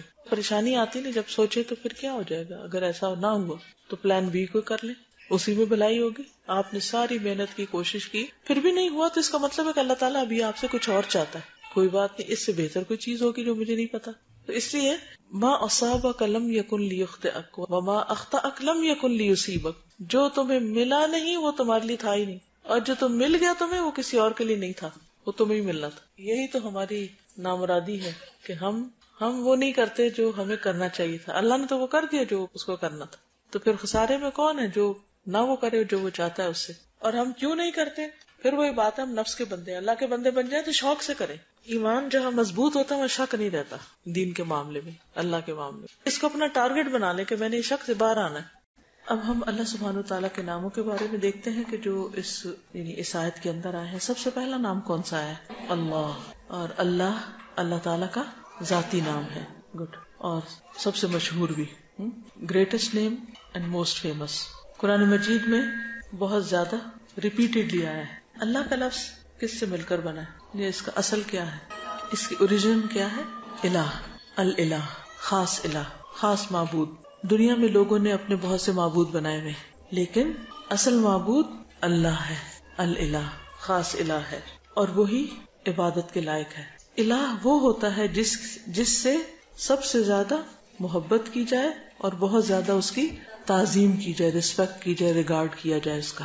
جیسے بتوں سے لوگ محبت بھی کرتے ہیں اور بہت ان کا ریگارڈ بھی کرتے ہیں، عزت بھی کرتے ہیں. ٹھیک ہے، تو اللہ لا الہ الا ہو، کہ اور تو کوئی الہ ہے ہی نہیں. اگر ہے تو بس صرف اللہ ہی ہے. الحی، القیوم. الحی کیا معنی ہے؟ الحی کا زندہ ہے، ایور لیونگ، ہمیشہ سے زندہ ہے، ہمیشہ زندہ رہے گا. کل من علیہا فان ویبقى وجہ ربک ذو الجلال والاکرام.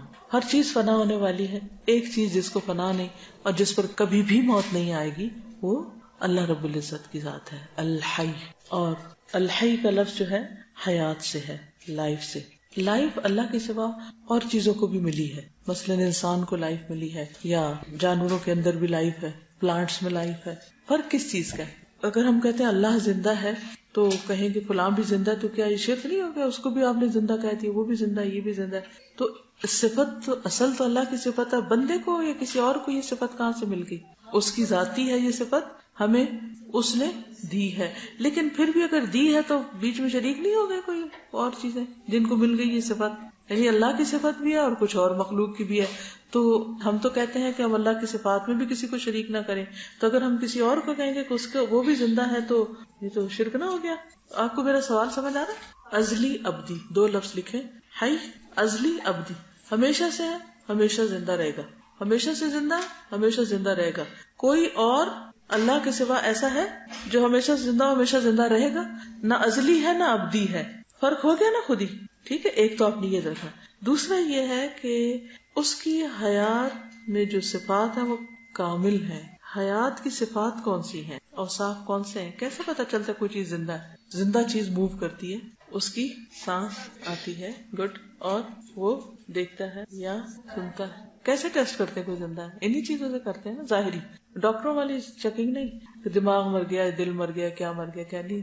ظاہر میں جو علامات ہیں. تو آپ دیکھیں کہ جن چیزوں پر زندگی کا انحصار ہے، یہ جو زندگی کی علامات ہیں وہ بھی اللہ میں کامل ہیں، جبکہ انسان میں کامل نہیں ہے، ناقص ہے. اچھا یہ بتائیے کہ الحی جو ہے یہ کون سے ناموں میں سے ہے؟ اس میں اعظم میں سے ہے. جن ناموں کے ساتھ اللہ کو پکارا جائے تو کیا ہوتا ہے؟ دعا قبول ہوتی ہے. ہاں، جو کہنے کی بات تھی خلاصہ یہ تھا کہ اللہ اور غیر اللہ کے درمیان صرف یہ ظاہری مماثلت ہے حیات کی، حقیقی نہیں. ہمارے پاس جو زندگی ہے وہ حقیقی نہیں، پرماننٹ نہیں. صرف جو زندگی کی علامات ہوتی ہیں ان میں سے کچھ علامات ہمارے اندر ہیں تو ہمیں زندگی نظر آ رہی ہے، ورنہ ہماری زندگی عارضی زندگی ہے، غیر حقیقی زندگی ہے. اللہ کے پاس جو حیات ہے وہ اصل حیات ہے، جیسے اس میں شرک کی کوئی بات نہیں. اب آپ دیکھیے کہ آپ یہ کہہ سکتے ہیں کہ جنت میں تو انسان ہمیشہ زندہ رہے گا، تو پھر کہہ سکتے ہیں نا، کوشچن آتا ہے نا مائنڈ میں، تو اگر جنت میں ہمیشہ زندہ رہیں گے تو پھر کہیں شریک تو نہیں ہوگے؟ اس کو کیسے ریپیٹ کریں گے؟ ازلی اور ابدی دونوں. اگر انسان کو خالدین فیہا ابدا، ابدیت ملنے بھی والی ہے تو ازلیت تو نہیں تھی نا. دوسری بات یہ ہے کہ اللہ لائف کریٹ کرتا ہے، انسان خود سے نہیں لائف کریٹ کرتا. ہمیں جو ملی ہے ملی ہوئی ہے، اس کی ذاتی ہے. وہ دعا یاد ہے کسی کو؟ اللہم لک اسلمت وبک آمنت وعلیک توکلت وإلیک انبت وبک خاصمت اللہم انی اعوذ بعزتک لا الہ الا انت ان تضلنی وانت الحی الذی لا یموت والجن والانس یموتون. یہ ہے فرق، یہ ہے خلاصہ. انت الحی الذی لا یموت والجن والانس یموتون، سب مر جائیں گے، آپ کو موت نہیں. اصل زندگی تو اللہ کے پاس ہے نا، تو اللہ کی. دوسری صفت کیا تھی؟ القیوم. قیوم کا کیا معنی ہوتا ہے؟ قائم رہنے والا، قائم رکھنے والا. قام یقوم سے، قام یقوم ٹو اسٹینڈ، کھڑے ہونے کے لیے استعمال ہوتا ہے. کسی بھی چیز کو کھڑے ہونے کے لیے سہارے کی ضرورت ہے. مثلاً اس کو کھڑے ہونے کے لیے، اس کو کھڑے ہونے کے لیے، اور چیزوں کو سہارا چاہیے نا. ایک بچے کو کھڑا کرنا ہوتا ہے جب سہارا چاہیے، پودے کو کھڑا کرنے کے لیے جب وہ ساتھ چاہیے، اس پھول کو کھڑا ہونے کے لیے، اس پانی کو کھڑا ہونے، ہر ایک کو کیا چاہیے؟ سہارا. اللہ ایسا قیوم ہے جس کو کسی کا سہارا نہیں چاہیے. یہ فرق ہے. وہ کسی پر ڈپینڈ نہیں کرتا، انڈیپینڈنٹ ہے، سیلف ایگزسٹنٹ ہے، جبکہ ہم دوسروں پر ڈپینڈنٹ ہیں. اچھا، پھر اسی طرح یہ ہے کہ اللہ سبحانہ وتعالی اگر القیوم ہے، بھروسہ اور یقین اور ڈپینڈنس کہ مجھے میرے نفس کے حوالے نہ کرنا. اللہ تعالیٰ میں تیرے اوپر ڈپینڈ کروں لیکن نہ کہ اپنے اوپر کروں.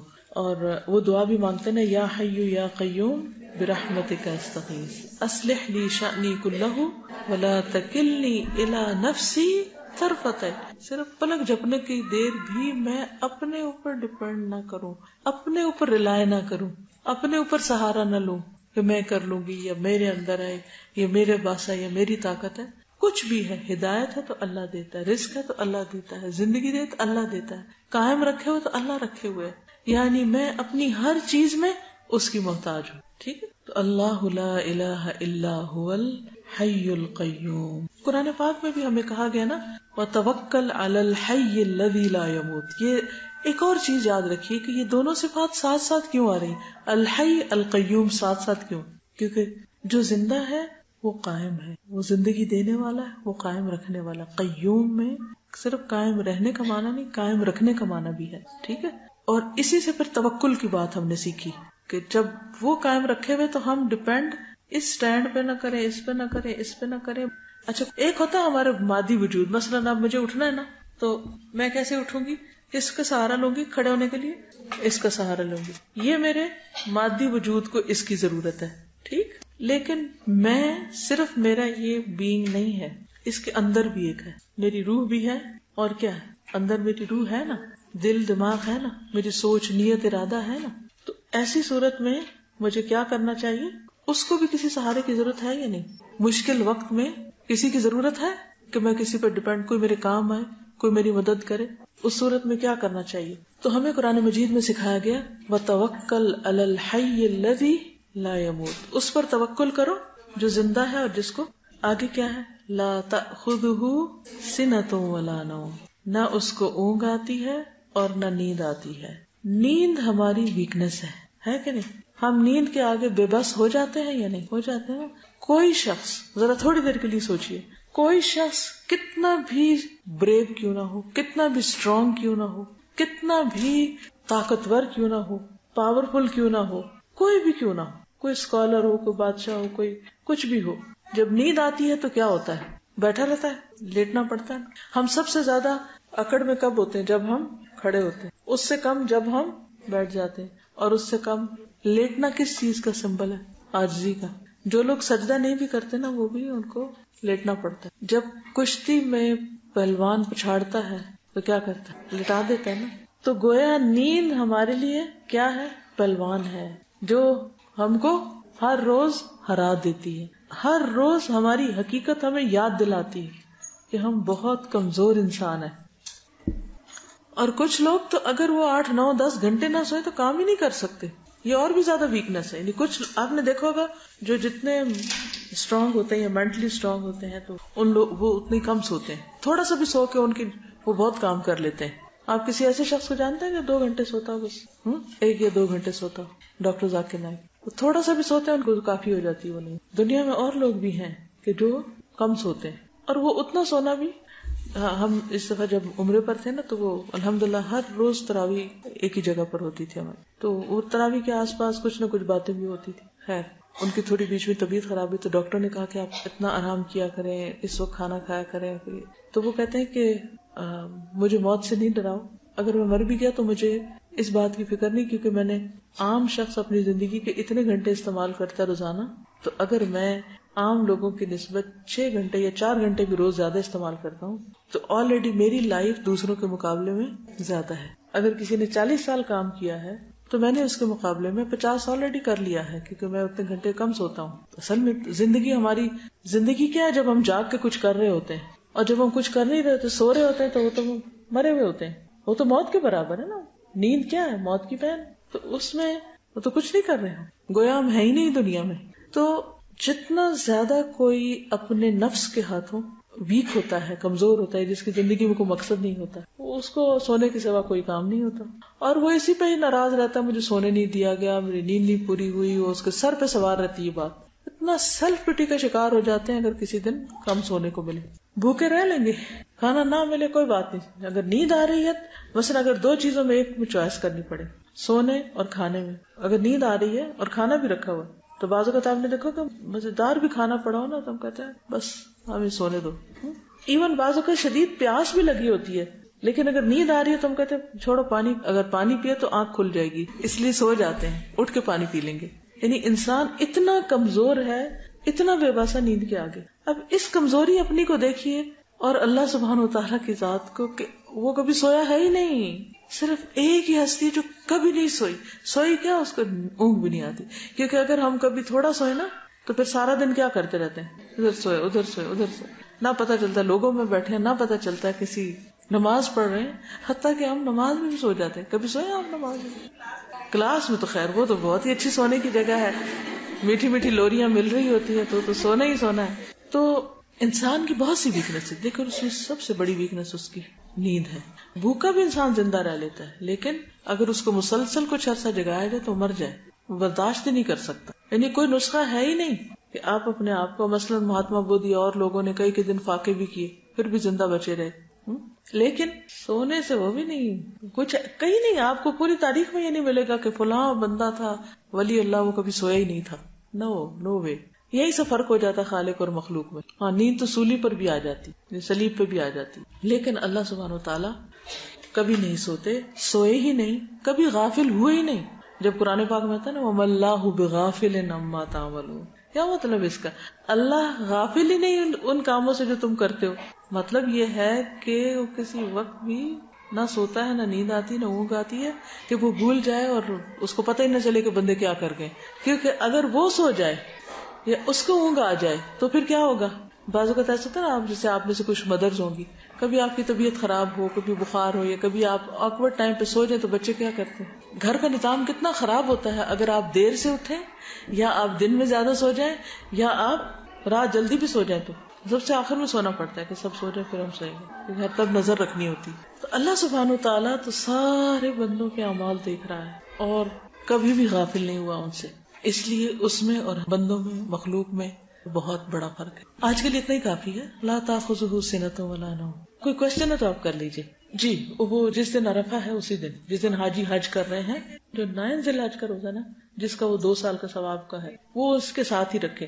لیکن اگر ہم اپنا بھی رکھ لیں، وہ بھی رکھ لیں تو نور علی نور. اور السلام علیکم. میں ایک آرٹیکل پڑھی تھی 1 سال پہلے، اس میں تھا کہ لوگ تھے، ان کو ٹارچر کیا ہوا تھا، مسلمز تھے وہ، اور ان کو صرف 1 ویک جو تھے وہ سونے نہیں دے رہے تھے. اس وجہ سے ان کے جو برین کے سیلز تھے وہ ڈیڈ ہو گئے تھے، اور وہ 1 ویک کے اندر اندر ینگسٹرز تھے اور وہ سب فوت ہو گئے. تو میں یہ سوچ کے حیران ہو رہی تھی کہ اللہ تعالیٰ تو کوئی سوئی نہیں. کبھی نماز نہ پڑھنے کو دل چاہے نا فجر کی اٹھ کے، تو سوچیں کہ جہنم میں کیسے سو سکیں گے. اب کیوں نہیں اٹھ رہے؟ کیونکہ ہم غفلت برتتے ہیں نا بعض اوقات. اچھا نیند آئی ہے اب نہیں اٹھا جاتا. اپنے عقل سے سوچیں، is it humanly possible? It's not possible. جانوروں کو سونے نہیں دیا گیا تھا کتنے 36 آورس، 40 بھی کہہ لیں، لیکن انشاءاللہ وہ جو ہمارے یعنی کیا آپ نے مجھے آخری لفظ سمجھ نہیں، شاید میں نے الٹ سمجھا.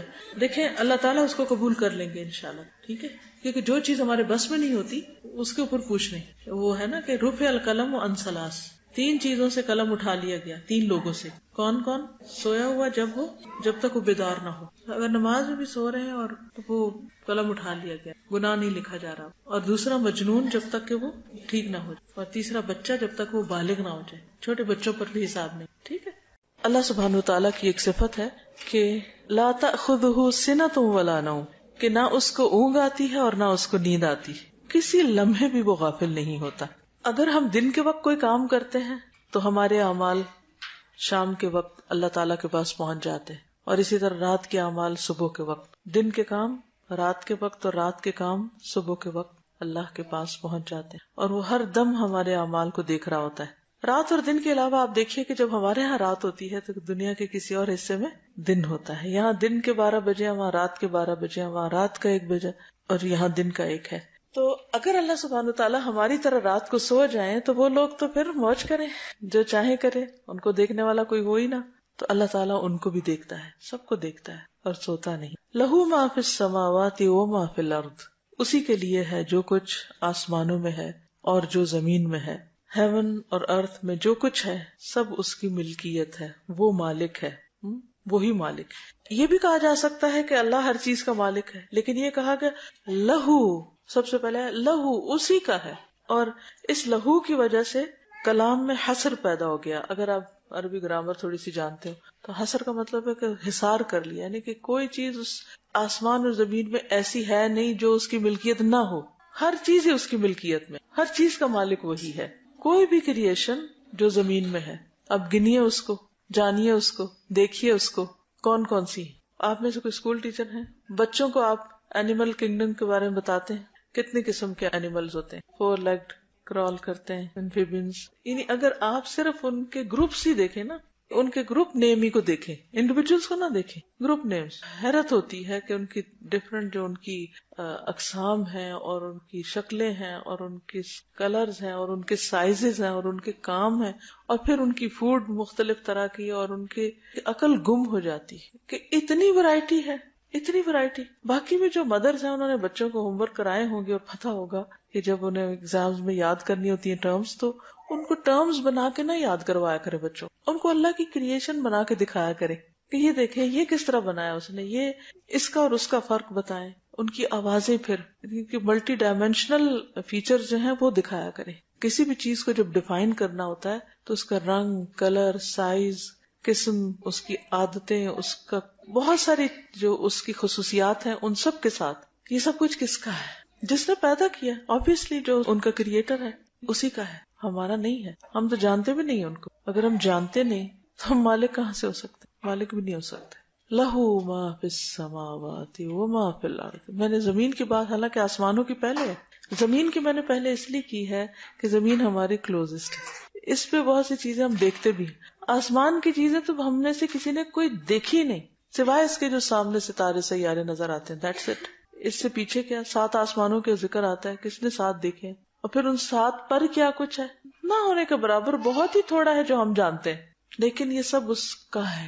اور اس کے سوا اس میں کوئی دوسرا شریک بھی کوئی نہیں، کیونکہ کسی نے کسی خاص چیز کے پیدا کرنے کا مشورہ بھی نہیں دیا اللہ کو. ڈیزائن بنانا تو دور کی بات، کوئی ایک چھوٹی سی چیز ہمیں بنانی پڑتی ہے نا تو ہم پریشان ہو جاتے ہیں کہ اچھا کیسے بنائے، تم کوئی آئیڈیا دو، تم آئیڈیا دو، مجھے یہ ڈیزائن بنانا ہے، مجھے یہ. پریشانی کی حد ہوتی ہے نا، ہر شخص سٹریس میں آ جاتا ہے. جب اب یہ صرف اینیمل کنگڈم کی بات ہو رہی ہے، اگر آپ باقی سب کو دیکھیں اور وہ جو غائب میں ہے جیسے جن ہیں، فرشتے ہیں، حالانکہ وہ بھی اس زمین پر بھی ہوتے ہیں لیکن ہمیں تو ان کا بھی نہیں پتا. وما یعلم جنود ربک الا ھو. تیرے رب کے جنود کو، لشکروں کو اس کے سوا کوئی جانتا ہی نہیں، کسی کو پتہ ہی نہیں ان کا. تو ایسا عظیم ہے وہ رب. آیت الکرسی پڑھنے کا اصل مقصد کیا ہے کہ ہمارے دلوں میں اللہ کی عظمت اور محبت اور بڑائی کا ایسا احساس دل میں جاگزیں ہو جائے کہ پھر اس کے سوا ہم کسی اور سے کوئی امید بھی نہ رکھیں، ساری امیدیں صرف اس ذات سے رکھیں کیونکہ وہ سب کچھ کر سکتا ہے. اور پھر 2 چیزیں یاد رکھیں، ایک تو یہ ہے کہ صرف وہ مالک ہے، اور دوسرا یہ ہے کہ اس کی ملکیت میں کوئی شریک نہیں ہے. تیسری بات یہ ہے کہ وہ اپنی مخلوق میں جیسے چاہے تصرف کر سکتا ہے. اس بات کا کیا مطلب ہے؟ بعض جانور آپ دیکھتے ہیں ان کی شکلیں اتنی بھیانک ہوتی ہیں کہ دیکھتے ہی خوف آ جاتا ہے. ان کو آنکھیں یہاں لگی ہوئی ہیں، کان بڑے بڑے ہیں، یا ان کی اتنی لیگز ہوتی ہیں، ایسے چلتے ہیں کہ، یا پھر یہ کہ کاٹتے ہیں. تو ان کو اس خاص شیپ میں کس نے بنایا، کس نے ان کا رنگ بنایا، کس نے ان کا ڈیزائن، جو کچھ کرتے ہیں ہمیں تو یہ بھی نہیں پتا وہ کرتے کیا کچھ ہے. تو اللہ تعالیٰ اپنی مخلوق میں جیسے چاہے تصرف کر سکتا ہے. مثلاً چاہے ان میں چینج کر سکتا ہے، ان کو یوز کر سکتا ہے. مثلاً یہ انگوٹھی میری ہے، میں چاہوں تو اس انگلی میں پہنوں، چاہوں تو اس میں پہنوں، چاہوں تو نہ پہنوں، چاہوں تو پھینک دوں، چاہے تو توڑ دوں، چاہے تو بیچ دوں، چاہے تو کسی کو گفٹ دے دوں. یہ سارے کیا ہیں؟ ایک انگوٹھی، لیکن اس کے ساتھ کئی قسم کے سلوک ہو سکتے ہیں. ان میں سے کوئی ایک سلوک میں جو چاہوں کروں. کوئی کیا مجھ سے پوچھ سکتا ہے کہ او آپ نے اپنی انگوٹھی پہنی ہوئی کیوں نہیں، یا فلاں کو کیوں دے دی؟ ہے بیچ دی. کیوں بیچی؟ انسانوں سے تو پھر بھی کوئی پوچھ سکتا، اللہ سے کوئی نہیں پوچھ سکتا کہ آپ نے مخلوق کیوں پیدا کی ہے، اور آپ نے اس کو مار کیوں دیا ہے، اور یہ کیوں کھاتا ہے، اور وہ کیوں نہیں کھلاتے اس کو. آپ جیسے چاہے، جس کو چاہے زندگی دے، جس کو چاہے موت دے، کوئی نہیں پوچھ سکتا اس سے. یہ سب اسی کے اطاعت گزار ہیں، اللہ کے فرما بردار ہیں، کسی اور کے نہیں. اسی لیے آپ نے دیکھا ہوگا کہ جانوروں کی کچھ حادثے ایسی ہوتی ہیں کہ آپ جو مرضی کر لیں انہوں نے وہی کرنا ہے. مثلا کچھ جانوروں کی دم جو ہوتی ہے وہ ٹیڑھی ہوتی ہے، جو مرضی کر لیں اس نے سیدھا نہیں ہونا. اللہ نے ان کو بنایا ایسے، وہ اللہ کا حکم مانتے اپنی ساخت میں، اپنے کاموں میں، اور اسی اپنی خاص زبان میں تسبیح کرتے ہیں، اور اپنی حیات نہیں چھوڑتے، اپنی عادتیں نہیں چھوڑتے. جو اللہ چاہتا وہی ہوتا ہے. پھر آپ دیکھیے کہ اگر ہم اس میں صرف، آج تو ہم بہت جانوروں کی باتیں کر رہے ہیں، لیکن آپ ستاروں سیاروں کو دیکھیں. آپ چاہیں ان کا سائیکل چینج ہو جائے، سورج نکلنے کا وقت تبدیل کر دیں، آپ چاند کی روشنی کچھ ڈگری بڑھا دیں، کم کر دیں، سائز بڑھا دیں، چھوٹا کر دیں، ہے ہمارا بس چلتا ہے؟ کچھ بھی نہیں. اس سے کیا پتا چلتا ہے کہ یہ ہماری ملکیت نہیں ہے، یہ اللہ کی ملکیت ہے. بات یہی ہے کہ اللہ ان کا مالک ہے، وہی ان کو سسٹین کرتا ہے، وہی ان کی تدبیر کرتا ہے، وہی ان کو قائم رکھے ہوئے ہے. سب اللہ کے محتاج ہے، وہ کسی کا محتاج نہیں ہے، اور کوئی اس سے بڑا نہیں ہے. من ذا الذی یشفع عندہ الا باذنہ، کون ہے جو اس کے پاس سفارش کر سکے کسی کی بخشش کی یا کسی کو چھڑانے کی، الا باذنہ، مگر اسی کے اذن کے ساتھ. سفارش کے لیے بھی اس کی اجازت چاہیے، کیونکہ اللہ تعالیٰ ساری مخلوق کا مالک ہے، ساری مخلوقات اس کی ہیں، تو اس لیے مخلوق میں سے کوئی ایسا نہیں جو اللہ کی مرضی سے آگے بڑھ سکے. من ذا الذی، سارے جو اس کے مخلوق ہیں، تو ہے کوئی جو اس کی مخلوق میں سے اس کے اذن کے بغیر ایک پتا بھی توڑ دے؟ جب کچھ بھی اور نہیں کر سکتے تو وہ سفارش بھی نہیں کر سکتے. اندہ سے کیا مراد ہے؟ اللہ تعالیٰ. الا باذنہ، ہاں ایک شرط ہے، اگر اللہ کا اذن ہو، اللہ کی اجازت ہو، اللہ تعالیٰ اس کے لیے کسی کو کہے کہ ہاں تم سفارش کر لو، تو وہ کر سکتا ہے. اب سوال ہی پیدا ہوتا ہے کہ کیا نبی صلی اللہ علیہ وسلم سفارش کریں گے قیامت کے دن؟ کریں گے، بالکل کریں گے. کس لیے کریں گے؟ سب سے پہلی شفاعت کون سی ہوگی؟ اس کو کیا کہا جاتا ہے؟ الشفاعت الکبریٰ، بڑی شفاعت. وہ کون سی ہے بڑی شفاعت؟ حساب قائم ہونے کی. حساب قائم ہونے کے لیے اس میں نا کہ جب ساری مخلوق کو اٹھا دیا جائے گا، سب اکٹھے ہو جائیں گے، پھر سب انتظار میں ہوں گے کہ یا اللہ حساب شروع ہو، تاکہ ہم جس نے جہاں جانا ہے وہ اپنے گھر پہنچے. اس کو آپ اس سے اندازہ کریں کہ اگر کبھی آپ کو ایئرپورٹ پہ رکنا پڑے تو آپ کی کیفیت کیا ہوتی ہے. آپ ٹرانزٹ میں ہیں، اپنی مرضی سے آپ گھنٹوں کہیں بیٹھے رہیں، لیکن اگر آپ ٹرانزٹ پہ ہیں، 2 گھنٹے کا ٹرانزٹ ہے کسی ایئرپورٹ پہ، تو کیا محسوس ہوتا ہے؟ جب ٹکٹ لے رہے ہوتے ہیں تو کہتے ہیں اچھا کتنے گھنٹہ وہاں رکنا ہوگا. وہ انتظار کتنا مشکل لگتا ہے کہ اچھا اگلی فلائٹ، اور اگر کسی وجہ سے اگلی فلائٹ لیٹ ہو تو کیا کیفیت ہوتی. اسی طرح اگر آپ یہاں بیٹھے نا، گھنٹہ بھی بیٹھے رہے تو کوئی بات نہیں، لیکن اگر آپ یہاں سے باہر جائیں اور آپ کی گاڑی نہ آئی ہو اور گیٹ پر آپ کو 1 گھنٹہ کھڑا ہونا پڑے، وہ گیٹ پر انتظار میں 1 گھنٹہ مشکل ہے. یہاں 1 گھنٹہ بیٹھنا مشکل ہے یا وہاں 1 گھنٹہ کھڑے ہونا مشکل ہے؟ حالانکہ وقت تو یہ بھی گزر رہا ہے، وقت وہ بھی گزرتا ہے، اسی سپیڈ سے گزرتا ہے، لیکن وہاں بہت مشکل ہے کہ انتظار کا وقت ہے. اسی طرح یہ جو انتظار کا وقت ہوگا قیامت کے دن کہ حساب قائم ہو، لوگ اتنے تنگ آ جائیں گے کہ لوگ کہیں گے یا اللہ تو حساب قائم کر، چاہے ہمیں جہنم میں بھیج دے لیکن یہاں سے نکال. اسی لیے کہا جاتا ہے کہ الانتظار اشد من الموت، انتظار موت سے بھی زیادہ سخت چیز ہے. پین فل چیزوں میں، ساری بیماریوں میں، ساری تکلیفوں میں سب سے زیادہ شدت کی تکلیف کیا ہے؟ موت کی تکلیف. موت سب سے زیادہ تکلیف دہ چیز ہے، شدید ترین. کہتے ہیں انتظار اس سے بھی شدید ہے. تو بہرحال پہلے لوگ حضرت آدم کے پاس جائیں گے، وہ کہیں گے میں نہیں کر سکتا.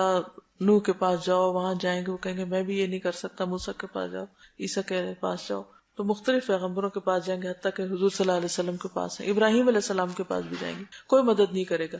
پھر حضور صلی اللہ علیہ وسلم اللہ کے حضور سجدے میں پڑ جائیں گے، دعا کریں گے، پھر اللہ تعالیٰ فرمائے گے اچھا مانگو کیا مانگتے ہو. تو اس وقت وہ سب کی طرف سے ایک طرف سفارش کرے گے یا اللہ حساب قائم کر دے. پھر حساب قائم ہوگا. بعض کہتے ہیں کہ وہ دن 50,000 سال کے برابر ہے، اللہ عالم. لیکن آتا تو یہی ہے کہ سارے لوگ پریشان ہوں، ایک پریشانی کا ایک عالم ہوگا. لیکن ایک اور حدیث میں آتا ہے نا کہ مومن کے لیے وہ وقت فرض نماز کی قیام جتنا ہوگا، جتنی دیر میں فرض نماز ہم پڑھتے ہیں. لیکن بہرحال وہ اتنے سارے لوگوں کو دیکھ کے اور حساب کا شروع ہونا اور لائنوں میں کھڑے ہونا، اور پھر لیکن اللہ تعالیٰ جب شروع کریں گے تو ظہر کی نماز تک کے وقفے میں دن کے حصے میں پورا کر دیں گے سب کا. یعنی جتنا صبح سے ظہر تک کا وقت ہوتا ہے نا، ورکنگ آور عام طور، اتنے میں سب کا حساب ہو جائے گا. سریع الحساب، وہ تیز حساب کرنے والا ہے، جلد حساب کرنے والا ہے. اصل بات یہ ہے کہ آخرت کا مرحلہ کوئی آسان نہیں ہے جس سے ہم اکثر بے خبر رہتے ہیں، غافل رہتے ہیں. کبھی سلگتی لکڑی دیکھی، جلتی لکڑی دیکھی، کبھی کوئلہ جلتا دیکھا ہے؟ اس کے اندر ایک عجیب جلنے کی آواز ہوتی ہے، ایک سلگ سی ہوتی ہے نا. سوچئے کہ جو لوگ جہنم میں جائیں گے ان کے جسم اسی طرح کوئلے کی طرح سلگ رہے ہیں. کوئی معمولی نہیں ہے آگ کا عذاب، اور ان چیزوں سے بچنے کی ضرورت ہے. تو دوسری شفاعت ہوگی جہنم سے اہل ایمان کو نکالنے کی. پہلی تو ہے کہ حساب قائم ہو، اور دوسری شفاعت کہ کس کس کو جہنم سے نکالا جائے. آپ دیکھیں کہ صرف چند لمحے اگر تیل پڑ جائے نا ہاتھ پہ، کیا کیفیت ہو، تھوڑی دھوپ لگ جائے، کچھ ہو، تو کچھ لوگ تو سیدھے جنت میں چلے جائیں گے، خوش قسمت، بے حساب چلے جائیں گے. لیکن کچھ لوگوں کو حساب دینا ہوگا، وہ انتظار کریں گے، کھڑے ہوں گے. کچھ لوگ جہنم میں چلے جائیں گے اور پھر وہاں سے حضور صلی اللہ علیہ وسلم کی شفاعت کے ساتھ نکالے جائیں گے. بعض لوگ ڈٹ کے غلط کام کرتے ہیں. کیا کہتے ہیں کہ اللہ کے رسول ہماری شفاعت کر دیں گے. تو یہ بات یاد رکھنی چاہیے کہ کون ہے جو سفارش کرے مگر اللہ کے اذن کے ساتھ. کون ہے؟ اللہ ہی ہے جو اصل اجازت دے گا. ہاں حضور صلی اللہ علیہ وسلم شفاعت کریں گے، لیکن اس وقت کریں گے جب لوگ پریشان ہوں گے حساب قائم کرنے کے لیے، اور دوسرے جب لوگ جہنم میں چلے جائیں گے، حتیٰ کہ آخری شخص جس کے دل میں رائی دانے برابر بھی ایمان ہوگا اس کو بھی جہنم سے نکال لیا جائے گا. لیکن جو پکے کافر اور پکے منافق ہوں گے ان کا ٹھکانہ ہمیشہ ہمیشہ کے لیے آگ ہوگا. اللہ تعالیٰ ہم سب کو اس سے محفوظ رکھے اور ہر طرح کے کفر سے بچائے. یعلم ما بین ایدیہم وما خلفہم، وہ جانتا ہے جو ان کے سامنے ہے اور جو ان کے پیچھے. یعنی اس کا علم اتنا وسیع ہے کہ آگے پیچھے کا سب جانتا ہے. اللہ کے سوا کسی اور کا علم اتنا وسیع نہیں ہے. اور پھر چھوٹی بڑی ہر چیز پر اس کا علم چھایا ہوا ہے. باریک سے باریک چیز اس کو پتا ہے اور بڑی سے بڑی ہیوج چیز اس کو پتا ہے. دنیا کا بھی پتا ہے، آخرت کا بھی پتا ہے، ماضی کا بھی پتا ہے، مستقبل کا بھی پتا ہے. اس طرح کا علم کسی کے پاس بھی نہیں ہے. ٹھیک ہے، اس کو یہ بھی پتا ہے یعلم ما یلج فی الارض وما یخرج منہا، وہ جانتا ہے زمین میں کیا گیا ہے، کیا کیا جاتا ہے زمین میں، کیا جاتا ہے، بیج، پانی، مردے، بہت کچھ جاتا ہے، اور جو اس میں سے پھر نکلتا ہے اس کو سب پتا ہے. اور ما ینزل من السماء، کیا کیا اترتا ہے، بارش، وحی اور فرشتے. ٹھیک ہے، رحمتیں، اللہ کے احکامات. ما ینزل من السماء وما یعرج فیہا، کیا چڑھتا ہے، اعمال وغیرہ. ہمیں نہیں پتا، اللہ کو پتا ہے، وہ جانتا ہے. پھر یعلم السر وما اخفا، چھپے ہوئے کو جانتا ہے اور اس سے بھی زیادہ مخفی کو، ہر راز کو جانتا ہے جو کسی کو نہیں پتا. نگاہوں کی خیانت جانتا ہے. یعلم خائنۃ الاعین وما تخفی الصدور، جو سینے چھپائے ہوئے ہیں.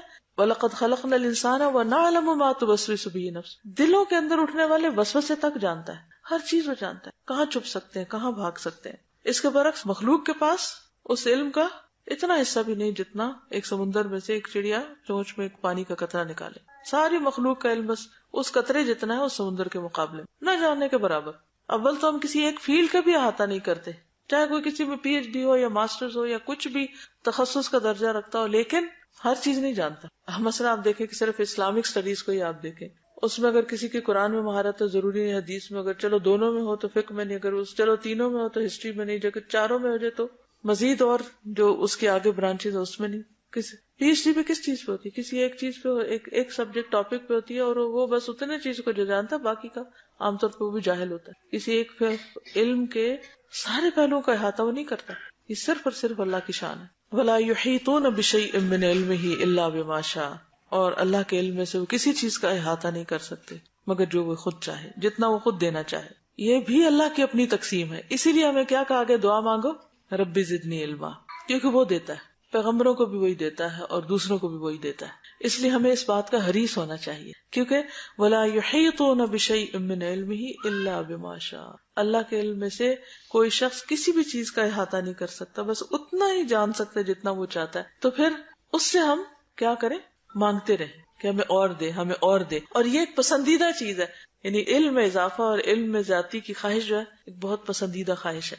پھر آپ دیکھیں کہ انبیاء اور رسل کے پاس بھی جو علم ہے وہ بھی کس کا ہے، اللہ کا دیا ہوا ہے. فرشتوں کے پاس جو علم ہے اللہ کا دیا ہوا ہے. بندوں کے پاس جو علم ہے اللہ کا دیا ہوا ہے، چاہے وہ دین کا یا دنیا کا، وہ سائنس کا یا ہسٹری کا، وہ سب اللہ ہی کا دیا ہوا ہے. اور پھر اس علم کو دماغ میں ریٹین کرنے کی صلاحیت، وہ جتنا وہ چاہتا ہے یاد رکھتے ہیں اور جو وہ چاہتا ہے ہم بھول جاتے ہیں. جی شیطان کا ایک بڑا حصہ ہے اس میں. بس اللہ تعالیٰ کی مدد لیتا رہے، اللہ کا ذکر انسان کرتا رہے تو شیطان سے بچ کے وہ ایک مضبوط قلعے میں آ جاتا ہے. ذکر جو ہے نا اللہ کا، یہ بہت ممد و مددگار ثابت ہوتا ہے.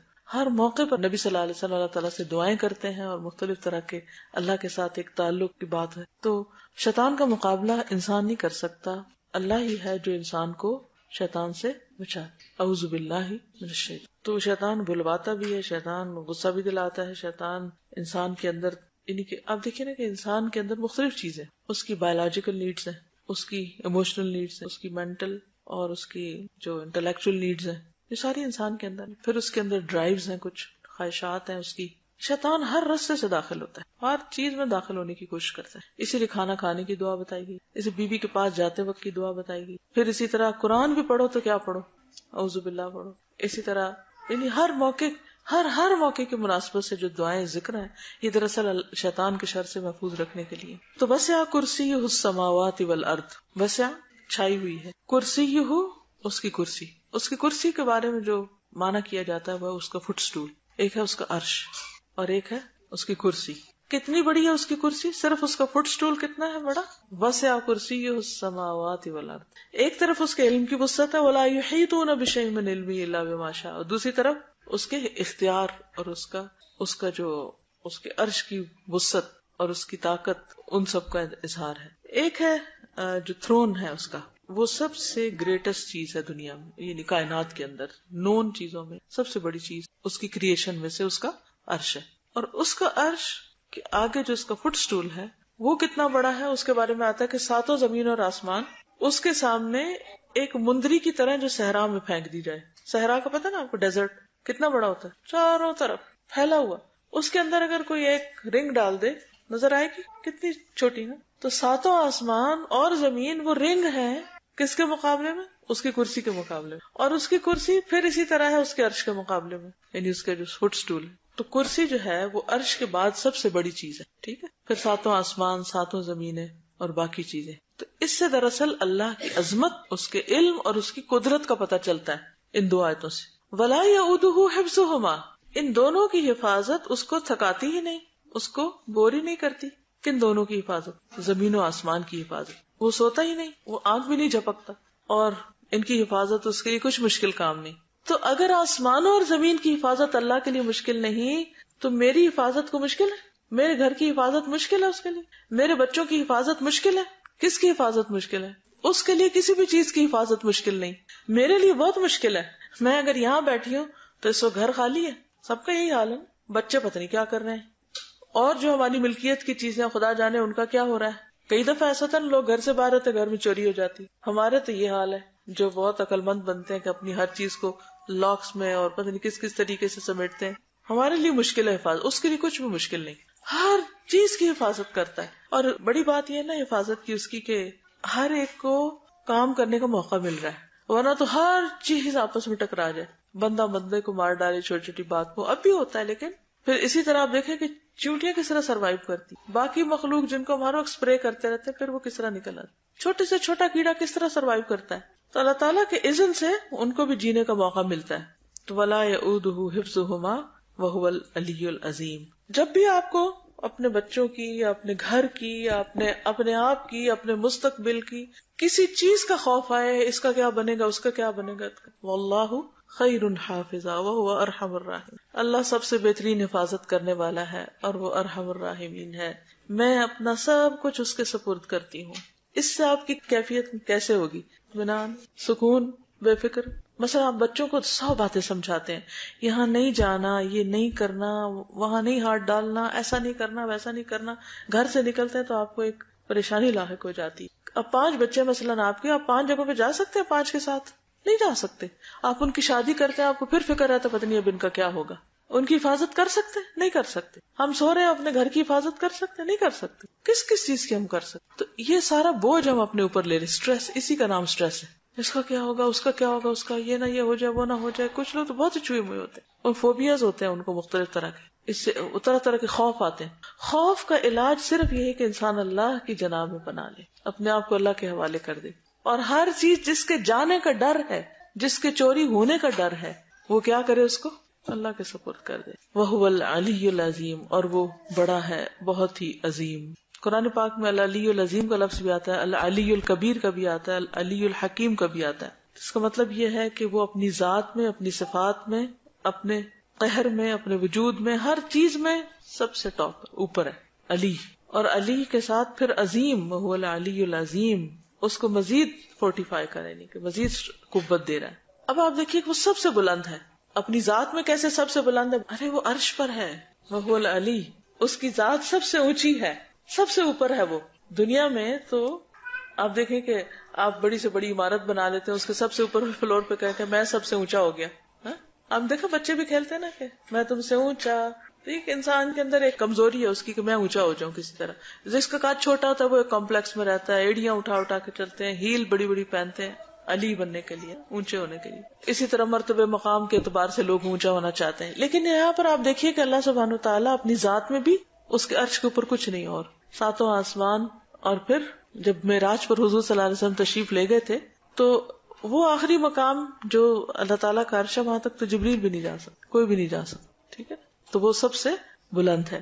پھر آپ دیکھیے کہ اس کی جتنی بھی صفات ہیں ان میں وہ ہر چیز پر بلند ہے، ہر چیز پر، اپنی قوت میں، اپنے اختیار میں، اپنے ہر معاملے میں وہ سب سے اونچا ہے. اب آپ دیکھیں کہ ہم عام طور پر جب کسی مشکل کا شکار ہوتے ہیں تو ہم کیا چاہتے ہیں؟ کس کے پاس جائیں؟ کس کے پاس جائیں؟ کسی بڑے کے پاس جائیں. تو اصل بڑا کون ہے؟ اللہ. تو سب سے پہلے تو مسلح بچھائیں اور بڑے کے پاس جائیں، پھر باقی کام کریں. اس لیے العلی، العظیم. اور علو میں تو بلندی آتی ہے نا، اور عظیم میں عظمت ہے. عظمت اور علو میں کیا فرق ہے؟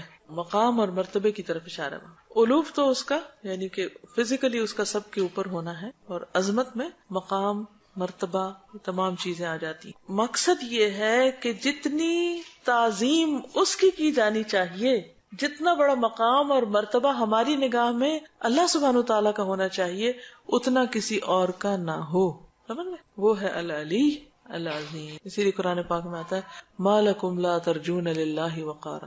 کیا ہے تم کو اللہ کے لیے تم کسی وقار کی توقع نہیں رکھتے، نہیں تم اس کی عظمت نہیں کرتے، اس کی اہمیت نہیں دیتے، اس کو امپورٹنس نہیں دیتے. اس کو امپورٹنس دینے کے کیا طریقے؟ اس کی اطاعت کی جائے، اس کی نافرمانی نہ کی جائے، اس کی شان کی بلندی کو دیکھی جائے، اپنے گناہوں کے چھوٹا ہونے کو نہ دیکھا جائے. پھر اللہ تعالیٰ کی شریعت کی تعظیم، اس کے احکام کی تعظیم کی جائے، شاعر اللہ کی تعظیم کی جائے، وہ چیزیں جو اس کے ساتھ ایسوسیٹ کرتے ہیں ان سب کی تعظیم، اس کے کلام کی تعظیم کیسے، قرآن کی تعظیم کیسے، اس کو امپورٹنس دی جائے نا. اس کے رسول کی تعظیم کی جائے، ان کے مقام، مرتبے، پھر ان کے اقوال وغیرہ. پھر اسی طرح یہ ہے کہ اس کے دین کی تعظیم کی جائے. دین کی تعظیم کا کیا مطلب ہے؟ دین کو رسپیکٹ دینا. بالکل بالکل دین کے شاعر کا مذاق نہ بڑھایا جائے، اس کے احکامات کا مذاق نہ اڑایا جائے، کسی بھی قسم کا، ہر چیز پر اس کو ترجیح دی جائے. یہ دعا آتی ہے اسأل اللہ العظیم رب العرش العظیم ان یشفیک. جب کوئی بیمار ہوتا ہے تو یہ دعا پڑھی جاتی. اب آپ دیکھیں کہ اتنی زبردست دعا ہے، اسأل اللہ العظیم رب العرش العظیم ان یشفیک. تو اللہ کے ناموں کے ساتھ جب ہم اللہ کو پکارتے ہیں تو دعائیں قبول ہوتی ہیں. کہتے ہیں کہ اگر کسی کی موت نہ لکھی ہو تو اس دعا کو پڑھنے سے جو کوئی بیمار کے پاس جا کے اس پر پڑھے پورے شعور کے ساتھ تو اللہ تعالیٰ اس کو شفا دے گا. یہ یا کنستین میں لکھی ہوئی ہے، بیمار کی عیادت کے وقت پڑھنے کی دعا. آج کے لیے اتنا ہی کافی ہے کیونکہ پھر مغرب قریب ہے تو آپ لوگ گھر وقت پہ پہنچ جائیں. لیکن انشاءاللہ نیکسٹ ویک ہم اگلی دعا شروع کریں گے. میں چاہوں گی کہ آپ سب لوگ اچھی طرح اس کا ترجمہ بھی یاد کر لیں اور اس کے اندر جو اللہ تعالیٰ کی صفات کا ذکر ہے ان کو بھی اچھی طرح اپنے ذہن میں بٹھا لیں. ٹھیک ہے، کچھ کہنا چاہیں یا کوئی سوال ہو تو ایک آدھ سوال کر لیجیے، باقی اجازت. جی آپ فرمائیں. جس کو اللہ اجازت دے کریں گے، مگر جس کو اللہ اجازت، حافظ قرآن ہے یا اور کسی طرح اللہ کا محبوب ہے، مقرب ہے، لیکن اٹس ناٹ اوپن. ٹھیک ہے، اٹس کنڈیشنل. سب سے بڑی کنڈیشن کیا ہے؟ اللہ کی اجازت. وہ کبھی دنیا میں کسی کے ساتھ کام ہوتا ہے نا، فلاں کی اپروول لے کر آئے، اس کے اپروول نہیں تو کام نہیں ہو. اپروول لینے کا معنی سمجھتے نا اچھی طرح. بس بات یہ ہے کہ ہمیں کیا معلوم کہ انہوں نے اپنے لیے کوئی ایسی دعا کی کہ نہیں. ایک یہ ہے کہ رحمت کے وہ آسپیکٹ یا مظاہر جو ہمیں نظر آتے ہیں ہم اس میں ریسٹرکٹ کرتے ہیں. رحمت کو ہم ڈیفائن صرف ظاہر نظر آنے والی چیزوں میں کرتے ہیں، یا ہم ایکسپیکٹ کرتے ہیں کہ اللہ تعالیٰ کو ہم رحیم اس وقت مانیں گے جب وہ یہ اور یہ اور یہ کرے، اور اگر اس نے یہ نہیں کیا تو وہ رحیم نہیں. یہ نہیں ہے معنی اس کا. مثلاً ایک شخص کی موت ہمارے نزدیک ایک حادثہ ہو سکتی ہے، ایک بہت بڑی ٹریجڈی ہو سکتی، لیکن اس کے لیے وہ ایک بہت بڑی رحمت ہو سکتی، اس کی شہادت ہو سکتی ہے، کیونکہ جو مظلوم مارا جاتا ہے، بے گناہ مارا جاتا ہے. یا یہ کہ وہ اس وقت مر گیا، ہو سکتا ہے اگر وہ زندہ رہتا تو وہ اس سے بڑی مصیبت کوئی دیکھتا. ٹھیک ہے نا. تو ہر چیز اپنے کانٹیکسٹ میں دیکھی جائے گی کہ، اور پھر یہ کہ ہماری ظاہری نگاہیں کچھ اور دیکھتی اور دوسری طرف کچھ اور دیکھتی. ہمارے نزدیک دنیا صرف یہ نہیں ہے جو آنکھ جھپکنے کی دیر ہے. یہاں ہمارے نزدیک دنیا اس سے بڑی چیز، زندگی جو ہے، زندگی کا کانسیپٹ سمجھنے کی ضرورت ہے. زندگی صرف وہ نہیں ہے کہ جو ہم 20 سال 30 سال یہ دیکھتے ہیں. زندگی وہ ہے جو آخرت کی زندگی، جیسے حضور صلی اللہ علیہ وسلم فرمانا کہ لا عیش الا عیش الآخرہ، کہ زندگی تو آخرت کی زندگی جس کو کبھی ختم نہیں ہونا. ایک شخص جس پر دنیا میں کوئی ظلم کر رہا ہے لیکن وہ صبر کر رہا ہے یا اس کو وہ بدلہ نہیں لے سکا، تو اللہ نے اس کے لیے جو آخرت کا دن رکھا ہے یہ اللہ کی رحمت ہی کا نتیجہ ہے.